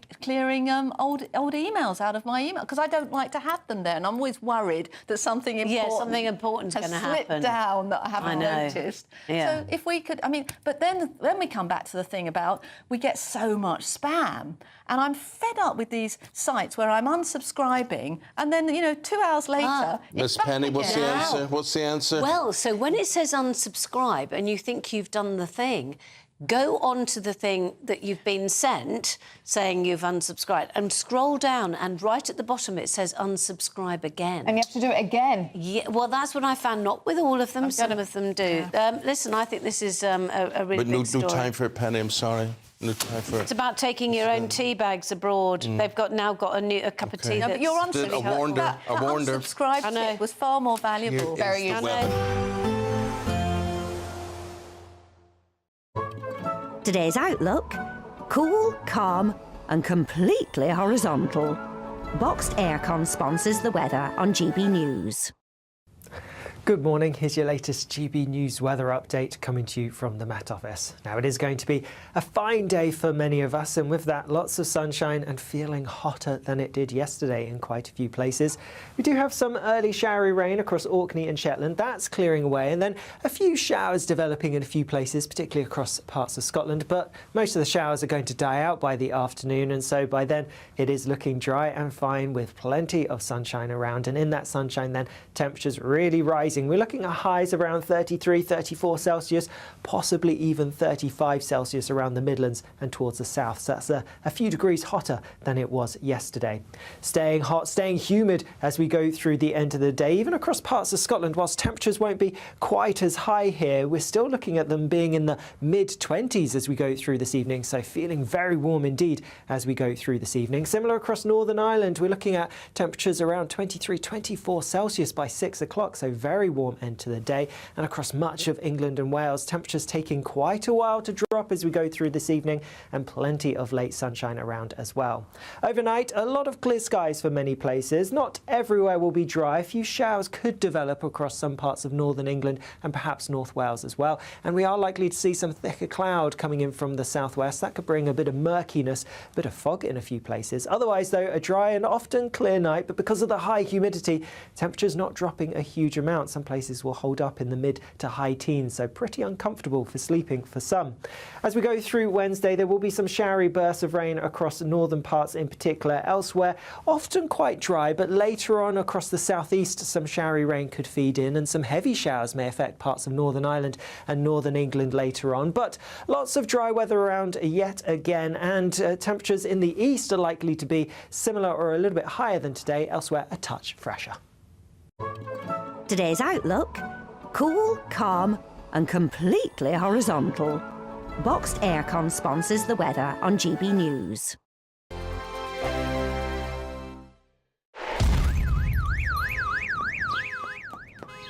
Crash Law 24 sponsors GB News Traffic and Travel Report. Good morning. This is the latest AI travel news from gbnews.com. Severe delays on the M25 due to a broken down vehicle closing 2 lanes between junctions 21 and 20. Expect 40-minute delays. Conditions should improve soon. Southbound on the A470 from Nantgarw to Corriton, congestion builds. A collision on the A1 northbound between the A52 and the junction with the A46 has closed all lanes. A separate incident causes issues on the A27 westbound with delays near Brighton, with conditions expected to clear soon. And on the trains, expect disruptions with cross-country services between Newcastle and Darlington, and Greater Anglia between Stansted Airport and Broxbourne. For more travel news, go to gbnews.com. Crash Law 24 sponsors GB News Traffic and Travel Report. We want to send some of those monthly financial stresses packing this August with your chance to be mortgage or rent-free for 12 whole months. We'll give you a cash lump sum that equals 12 of your monthly mortgage or rent payments, right up to an amazing £20,000. We'll also throw in an extra £5,000 on top of that for good measure. For another chance to win, text WIN to 63225. One entry costs £2.50 plus one standard network rate message, or text BONUS to 63225. 5 entries cost £5 plus one standard network rate message. Go to gbnews.com/win. Entry start at £2.50. Call 0903 686 3232. Calls cost £2.50 plus your network access charge. Or post your name and number to GB15 PO Box 8690 Derby DE1 9TT. UK only. Entrance must be 18 or over. Lines close at 4 p.m. on the 29th of August. Please check the closing time if listening or watching on demand. Good luck. Westminster's full of talk, but out here, it's the real world. Am I allowed to talk now? No, that's it. This is where it matters, real people and real lives. That's what politics is all about. In fact, has Trump made a good start? No. Straight answers, no spin, and just a couple of pints. How many fingers have I got up? About 10. So join me for Lee Anderson's Real World every Friday at 7 p.m, only on GB News. The People's Channel, Britain's news channel.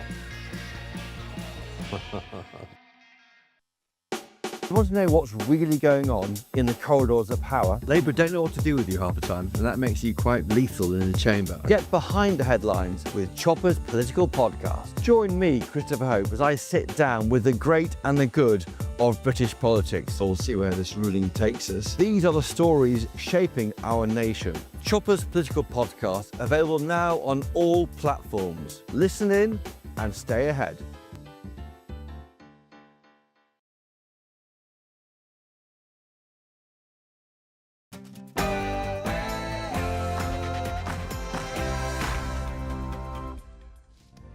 Good morning. GB News can exclusively reveal a record-breaking number of small boat arrivals. 50,000 illegal migrants have officially crossed the Channel since Labour won the election last year. Should the government take a leaf out of Kemi Badenoch's book and house new arrivals in migrant camps? The reality is it's gone up. It hasn't gone up a little bit. It's gone up by 51% with Starmer in office. That is huge. It's not. You can't integrate people on that scale. And so far this morning, 5 small boats in the water heading for the UK. Unemployment flatlines at 4.7%. It's a blow to the Chancellor's plans to turbocharge the economy. An amber heat alert comes into force now as temperatures could reach 35 degrees in parts of England today. The hunt to find Britain's next Gordon Ramsay's on. The Young Chef Awards took place last night and we'll be meeting the judges to get the inside scoop. Are you feeling the heat? Yes, there's a lot of fine weather, but with that, temperatures rising even higher than yesterday. I'll have the details coming up. On this Tuesday morning, good to have you on board, whoever you're watching, however you're listening. It's just after 9 o'clock. I'm Eamonn Holmes. I'm Ellie Costello, and this is GB News Breakfast.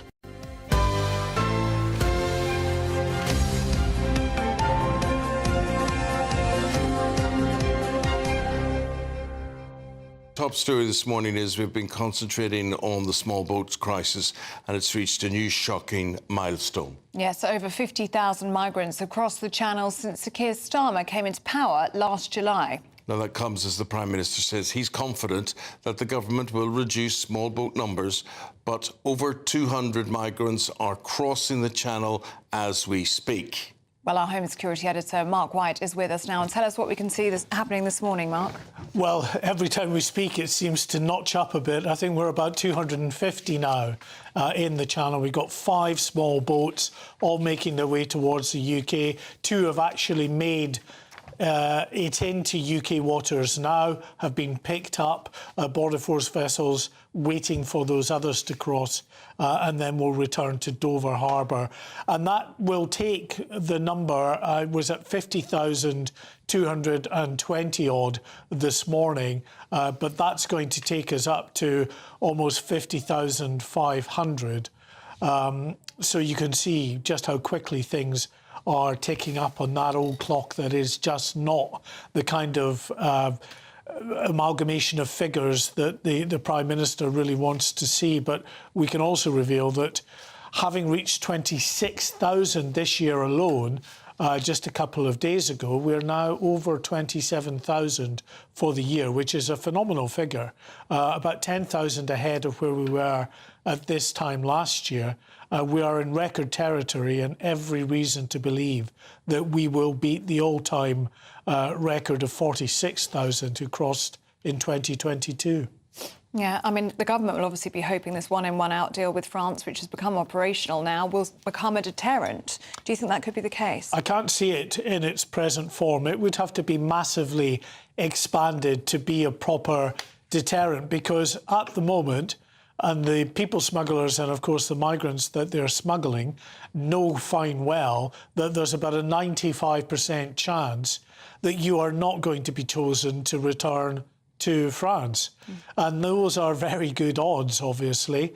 And the people smugglers are even telling the migrants that in the unlikely event that you are returned to France, we'll pay for you to have a free journey back to the UK. And in fact, we can reveal that now, since the deal, that treaty deal of a partial returns agreement for France was signed last Wednesday, 1,600 small boat migrants have crossed the Channel. OK, Mark White, thank you very much for bringing that to us this morning. Well, let's speak to the government now, shall we? And the Skills Minister, Baroness Jackie Smith. Good to see you this morning, Baroness Smith. And can we start with that unwanted milestone that we've just been discussing in the studio? 50,000 crossings over the Channel in the 401 days of this Labour government. You won power on a promise to smash the gangs, but it appears the only thing you're smashing is records. Well, that's why it's really important that we crack on with the progress that we've been making. The French deal, as you talked about, the additional 300 staff that just last week were able to start with the National Crime Agency, so that we can get to the people who are making the money out of this trade. We can arrest more people. We've had some arrests in the last month, and we can stop the criminals who are the ones that are exploiting desperate people and causing the sorts of levels of crossings of the channel that we've seen, which are wholly unacceptable, not quite as high as in 2022, but I know that that's no comfort at the point at which we're seeing those sorts of numbers. And of course, we're also taking additional legislation through Parliament to give even stronger terrorism type powers to the police to be able to deal with this problem. Jackie, a lot of people will think this is a European problem and that these traffickers only exist in somewhere like France, but they're in Britain as well, aren't they? Well, they are international, Eamonn, but they are also in Britain. But that's why we need both the international work that we've been doing. We've got the deal with France, but we've also been working, for example, in Germany to help to encourage the Germans to change the rules with respect to tackling where the boats are actually supplied from. It's why we need those sorts of anti-terror type organised crime powers that enable you to get to the people wherever they're operating, to be able to tackle the criminals who are benefiting from this. Badenoch has been speaking outside the Bell Hotel in Epping, where we've seen protests over the past few weeks. She's suggesting that camps should be set up to house asylum seekers in Britain as an alternative to hotel accommodation, which is obviously very expensive, where we've seen these protests in recent weeks. What do you make of that as an idea? Should it be explored? Well, the first thing is that we just need to stop so many people coming, and we need to make decisions about them more quickly, which we are doing. We've doubled the asylum decision-making process, or doing it twice as quickly. And we need to then return people where they don't have a right to stay here. We have half the number of asylum hotels now that there were at the peak of the last Conservative government. So we're making progress there, and we're committed to there being no hotels being used for asylum seekers by the end of this Parliament. But that means, as I say, fewer people coming. It means the sort of action we've already taken to return more people, to make decisions more quickly, and it needs the sort of international work that we're doing with France and others across Europe. Are they defeatable? Are these traffickers defeatable? Is this problem solvable? Because, Jackie, I look at it and I can't see an answer to it. I mean, you're a better person than me if you can, but you know and I know this will determine who the next government is going to be. Is it winnable? Well, it's certainly something that we take enormously seriously as a government. We feel the responsibility to make the difference, Eamonn, not just because of the election, but because of what it means to people's confidence in controlling our borders, and because of what it means for criminals essentially being able to exploit vulnerable people in this sort of hideous trade that's going on. I do believe that it's possible to deal with it. Look, I'm old enough to remember back at the beginning of the last Labour government when we had a terrible problem of asylum seekers coming over, for example, on lorries, and the action that the government took at that point, which was a whole range of agreements with France, technology being used to tackle that problem, law enforcement, all of those things did work at that point, and we just need to turn our efforts now, not to gimmicks, as I believe the Rwanda scheme was, but to the hard grind of increased powers for our police, of work with our French partners, of catching the criminals that are responsible for it. It isn't easy, but I don't have I don't take the view that it's not soluble. I think it is, but it will take a lot of hard work, which we've started, but we're absolutely determined to continue. Can I ask you about what you're here to talk to us about today, which is tens of thousands of bricklayers, carpenters, roofers and electricians being trained in these new technical excellence colleges? Where are these going to be and who is this going to benefit?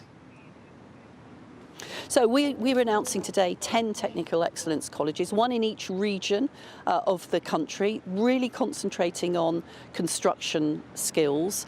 That will mean 40,000 people able to go through those construction courses over the next 4 years. But those are also going to be colleges working with other FE colleges, working with independent training providers to make sure that we've got the very best training courses, we've got the very best people, including people that will be able to come in and out of industry to be able to train people, that have got partnerships with employers so that, you know, as we're ramping up the building of the 1.5 million homes that we've committed to, employers will be able to say, right, well, look, what we really need is this type of skill, or we've got these new construction methods that mean we're going to need this type of skill, or we need, you know, we're greening our heating systems, for example, so we need these skills.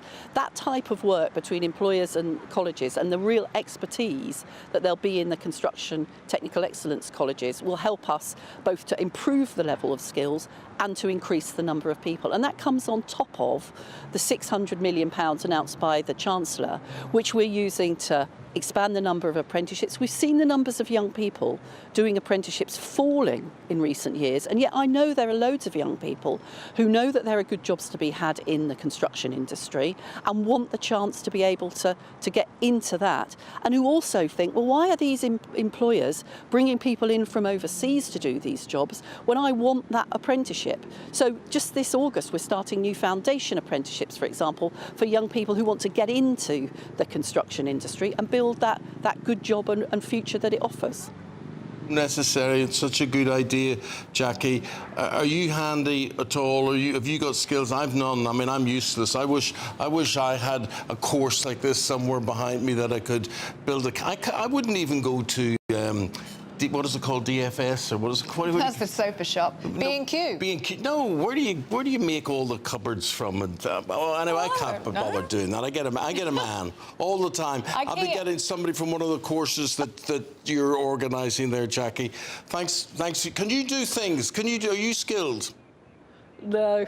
No, I'm absolutely not, Eamonn. I'm sticking to this job and training other people to do those really important jobs. Yeah. Well, good luck to you with what you're trying to do. We'll talk again in depth some other time. For the moment, thank you very much indeed, Baroness Smith. Thank you. Thank you for coming on the programme. Thank you. The Great British Giveaway. Have a go.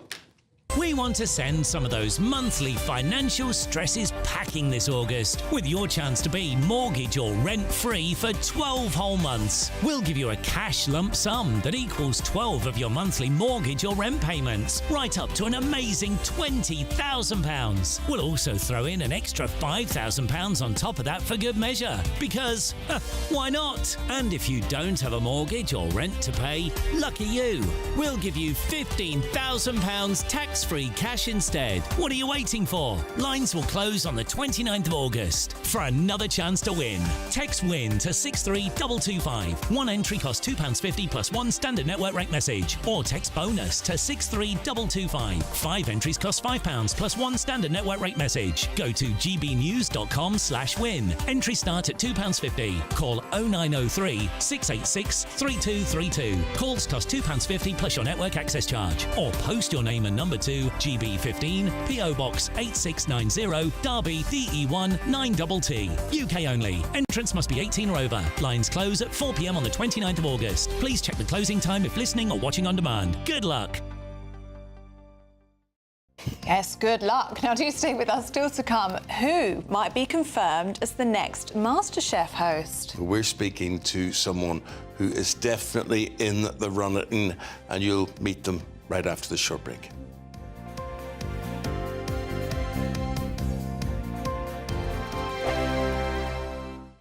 You've read the headlines, you've heard what those in power have to say. How about now we actually get to the truth? They would pay attention. We go beyond the political theatre and tell you what's really going on behind the scenes. For a massive council tax hike, one of the biggest in the UK. Others follow their lines, but we go off script. You sound like a broken record. You say that week after week. Cutting through the narratives and giving you unique perspectives. That's Ben Leo tonight, Saturdays and Sundays from 9 p.m. on GB News, Britain's news channel.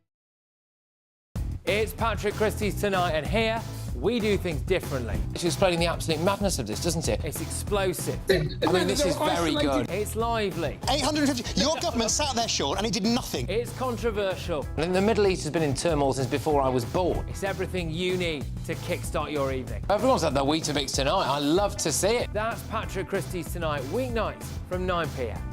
Only on GB News, the People's Channel, Britain's news channel.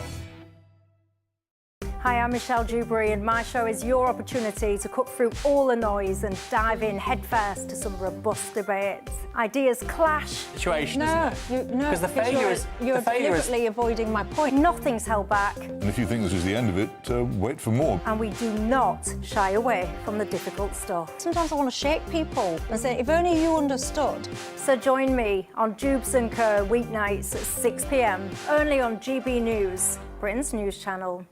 Good Afternoon Britain isn't just about us. The wonderful thing about this programme is it's about everyone watching. It's an interactive programme. Well, there absolutely is something to see here, and we're going to be talking about it more. Whether it's breaking royal news, please bring us up to date, or indeed a particularly punchy speech in the House of Commons. Very, very curious. We bring it to you live, and then we bring you live reaction as well.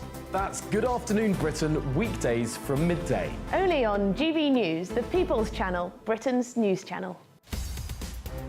In the GB Newsroom, we bring you the news as it happens. With our team of dedicated journalists across the UK, we're ready to keep you up to date with what's happening every half an hour, every single day. Bulletins here on GB News, the People's Channel, Britain's news channel. This is Britain's Newsroom, where your voice matters. It's just astonishing. With expert analysis and honest opinion, we don't just keep you informed. We bring you unique perspectives you won't see anywhere else. Can't argue with any of that. When the news happens, it happens here. On Britain's Newsroom, weekdays from 9:30 a.m. Only on GB News. Britain was once the envy of the world. But look around. A nation that no longer knows what it is or where it's going. A country that's broken. How do we fix Britain? How do we bring it back? Friday night with Matt Goodwin at 8 p.m. Only on GB News.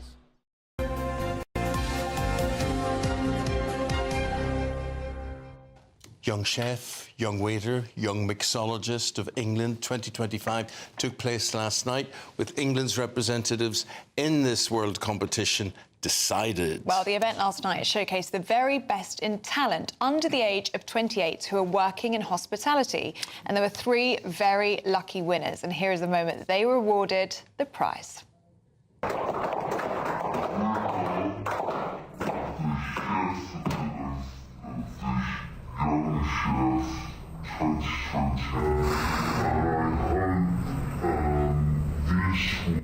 I don't know what happened to the sound there. That's not how it sounded last night. We need a mixologist with that one. Celebrity chef Callum Franklin is here and Robert Walton. We're both on stage there, and it's very good that we have them both. Robert's the guy with the beard here. Yeah. And beautifully groomed beard, we have to say, Robert. Do you know what I think? Do you know what I think's really lovely about this as well? I think this is so important, but things like a winner for the young waiter. Yeah. They've got to do a job. They've got to be personable. They've got to have personality. They've got to know their business as well. And it's not just saying he or she's just a waiter. No. This is a big thing. It's become the key, hasn't it? If you go to a venue, or go to a restaurant, go to a hotel, it's how are you greeted? Yes. How does somebody sit you down? How does somebody give you the menu before you've even started looking at what you're going to eat? And service is now pretty much the key in any of those establishments. And Callum, where does the talent come from? So you have to be under 28 years old, don't you? And what we saw last night with the winners are the very best in England. So they're coming from restaurants up and down the country. Yeah, not just restaurants. I mean, people can come from anywhere in hospitality. So it can be hotels, you know, could be from private dining. And that's one thing that it sort of exposes, how sort of wide and varied the hospitality industry is. How do you choose who wins? What are you looking for in your winners? Well, so I'm the head judge for chefing. Yeah. So we base it on lots of different things in terms of flavour and, you know, your style and the visual look, but there's more important things. So say, for example, if in the competition something goes wrong, how do you deal with it? You know, in a sort of calm, professional way. And actually our winner, Roger, He overcame two things that went wrong in front of us, and we were very impressed by both of those. It's a live competition. When I say live competition, they've literally got 2 hours, starter, main and dessert, to serve. And there's 4 chefs, 4 tables of 4, and they're serving, and they have to deal with this, with people that they've never met before. Oh, wow. In a team that they didn't know about till the night before. So there's a lot of pressure on young people. Well, it is a lot of pressure. And Callum, you know, I look at what you would do, and I know there's no way I could enjoy it. I would be worried about creating and getting that bit right. But the time pressure, the idea, you know, you got 6 of these plates coming out there and whatever. And to work commercially and work at a high level and make money at a business, you're a better man than me, mate. Yeah. I mean, it's fun. Like, the industry is fun. It's fun. It's a passionate industry, isn't it? You know, we love it. I think it's exciting. I think, you know, things go... You see something new every day in this industry, which is why it's kind of exciting for me and makes me want to keep going. But just huge opportunities within it as well. Well, it's good to hear you speak so positively about it, because the industry is having a really tough time, isn't it? There's so many challenges out there. So to focus on young talent, people coming up through the ranks is really positive. It is tough. Look, there's no two ways about it. The hospitality sector is going through a really difficult time. There's many other challenges, and we've mentioned that yesterday. You know, the competition started in 1979. Robert Carrier, you may have heard of. Yes. Robert Carrier started. He used to have his own TV show, didn't he? He had his own TV, one of the very first TV shows. Is he Canadian or something? No, that was a Galloping Gourmet. Oh, the Galloping Gourmet, yes, that's right. I'm old enough to name it. You're not old enough. I'm old enough to remember all these things. And but Robert Carrier started, and he started the competition 1979, and I happened to say yesterday that the challenges then were completely different to the challenges now. You know, every dish you put on the plate, somebody's going to take a photograph and send it out, and they might comment on it. I'm sure they well, Robert, I tell you what I want to comment on. You and your beautiful grooming, right? Which is marvellous, and it'll not go unnoticed. Yes. Are they grooming you for a role on MasterChef? Well, apparently you're tipped to be the next judge, Robert, we hear. Well, isn't that lovely? He would be amazing. Oh, that's right. I think. Imagine what Robert would bring to that show. Yeah, he'd be incredible. Grooming. No. You look the part. You've got the personality. I could absolutely see it exactly as you has gravitas, right? Yes, been there, done it. He's got the T-shirt on the whole thing. I don't expect you to say yes or no, but you didn't say no. Anyway, would you be up for it? I'm flattered to be in the running. Yes, in the running. Here we are. Okay. Well, look, listen, conversations ongoing. Good luck to the winners of Young England there, the young waiter, the young chef, the young mixologist. And well done, you two, and thanks for telling us all about the pressures of your business. Thank you both very much. Thank you. Fantastic stuff. Thank you, you two. Now, Britain's Newsroom is coming up at 9:30. Andrew Pearce and Miriam Cates are here to tell us all about it. Morning, you two. Good morning to you. Good morning. And you're matching in pink. Oh, yes. Lovely. Perfectly coordinated. Exactly. We planned it, of course. Of course we did. Not. Now, we've got a great coup because we've got Leda Cunningham coming on. She is Reform's candidate to be Mayor of London. She's an interesting woman. She's a Muslim lawyer, Egyptian heritage, very outspoken on law and order. Mother of 7. She is extraordinary. Mother of 7. Wow. And she was one of the speakers at Reform's press conference yesterday about violence against women and girls. So we're going to be hearing what has she got to say. Do they want a Trump-style crackdown on the streets of London? Yeah, exactly. And what else are we talking about? We're talking about a rise in attacks on nurses, particularly in A&E. Really awful. Nurses being spat at, even knives being pulled. Frustration over waiting times, of course, but obviously no excuse for that. But also, Miriam, this goes to shop workers, people who work in chemist shops. Yeah. Also, there's a complete breakdown in respect for people, it has to be said. People in uniforms, it doesn't matter. I think they might have to bring in a special... Will you deal with that? We appreciate it, guys. Thank you. Have a good show. And here's the weather.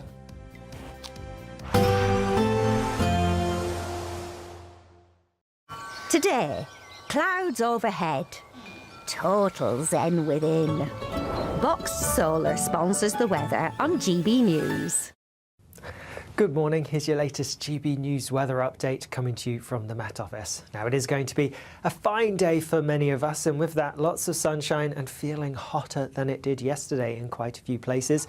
We do have some early showery rain across Orkney and Shetland, that's clearing away, and then a few showers developing in a few places, particularly across parts of Scotland, but most of the showers are going to die out by the afternoon, and so by then it is looking dry and fine with plenty of sunshine around, and in that sunshine then temperatures really rising. We're looking at highs around 33, 34 Celsius, possibly even 35 Celsius around the Midlands and towards the south. So that's a few degrees hotter than it was yesterday. Staying hot, staying humid as we go through the end of the day, even across parts of Scotland. Whilst temperatures won't be quite as high here, we're still looking at them being in the mid-20s as we go through this evening. So feeling very warm indeed as we go through this evening. Similar across Northern Ireland, we're looking at temperatures around 23, 24 Celsius by 6 o'clock. So very warm end to the day, and across much of England and Wales, temperatures taking quite a while to drop as we go through this evening, and plenty of late sunshine around as well. Overnight, a lot of clear skies for many places. Not everywhere will be dry. A few showers could develop across some parts of northern England and perhaps North Wales as well, and we are likely to see some thicker cloud coming in from the southwest. That could bring a bit of murkiness, a bit of fog in a few places. Otherwise though, a dry and often clear night, but because of the high humidity, temperatures not dropping a huge amount. Some places will hold up in the mid to high teens, so pretty uncomfortable for sleeping for some. As we go through Wednesday, there will be some showery bursts of rain across northern parts in particular. Elsewhere, often quite dry, but later on across the southeast, some showery rain could feed in, and some heavy showers may affect parts of Northern Ireland and northern England later on. But lots of dry weather around yet again, and temperatures in the east are likely to be similar or a little bit higher than today. Elsewhere, a touch fresher. Today, clouds overhead, total zen within. Boxed Solar sponsors the weather on GB News.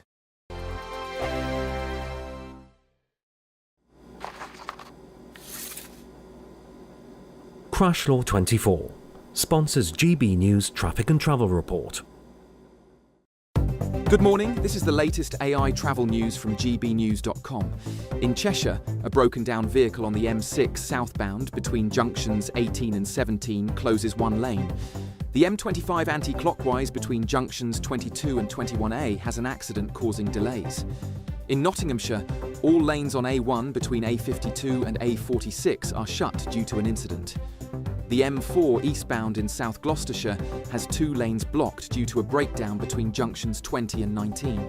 Lane closures on A27 westbound in Brighton and Hove increase travel times.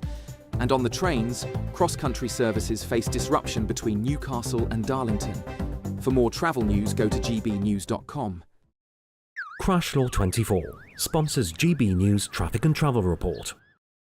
This is GB News, Britain's news channel. I'm especially glad to be joined by Mandy this morning. Mandy with me here. How are you finding the challenge so far, Mandy? It's all right so far because it's not too hot. Yeah, that's a tremendous relief. And you're a veteran yourself, but also a beneficiary of Sappa, Mandy.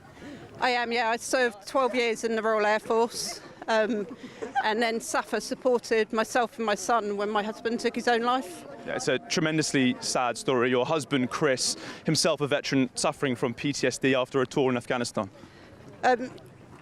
Yeah, I mean, he suffered for a long time. So in 21 years, he did 15 tours. I mean, the support we got, it wasn't just life-changing, it was life-saving, which was so important at the time. And Sappa, they were strong for me, which meant that I could be strong for our son. Yeah, and your son now 17, he must be so proud of his father's memory and your service as well. I think so. You know, we talk about his dad all the time, and it's very, very important that we keep his memory alive. So we're doing little things. So we've just got his name on a memorial wall at our local football club, which again is important because it shows Jamie that he'll always be remembered.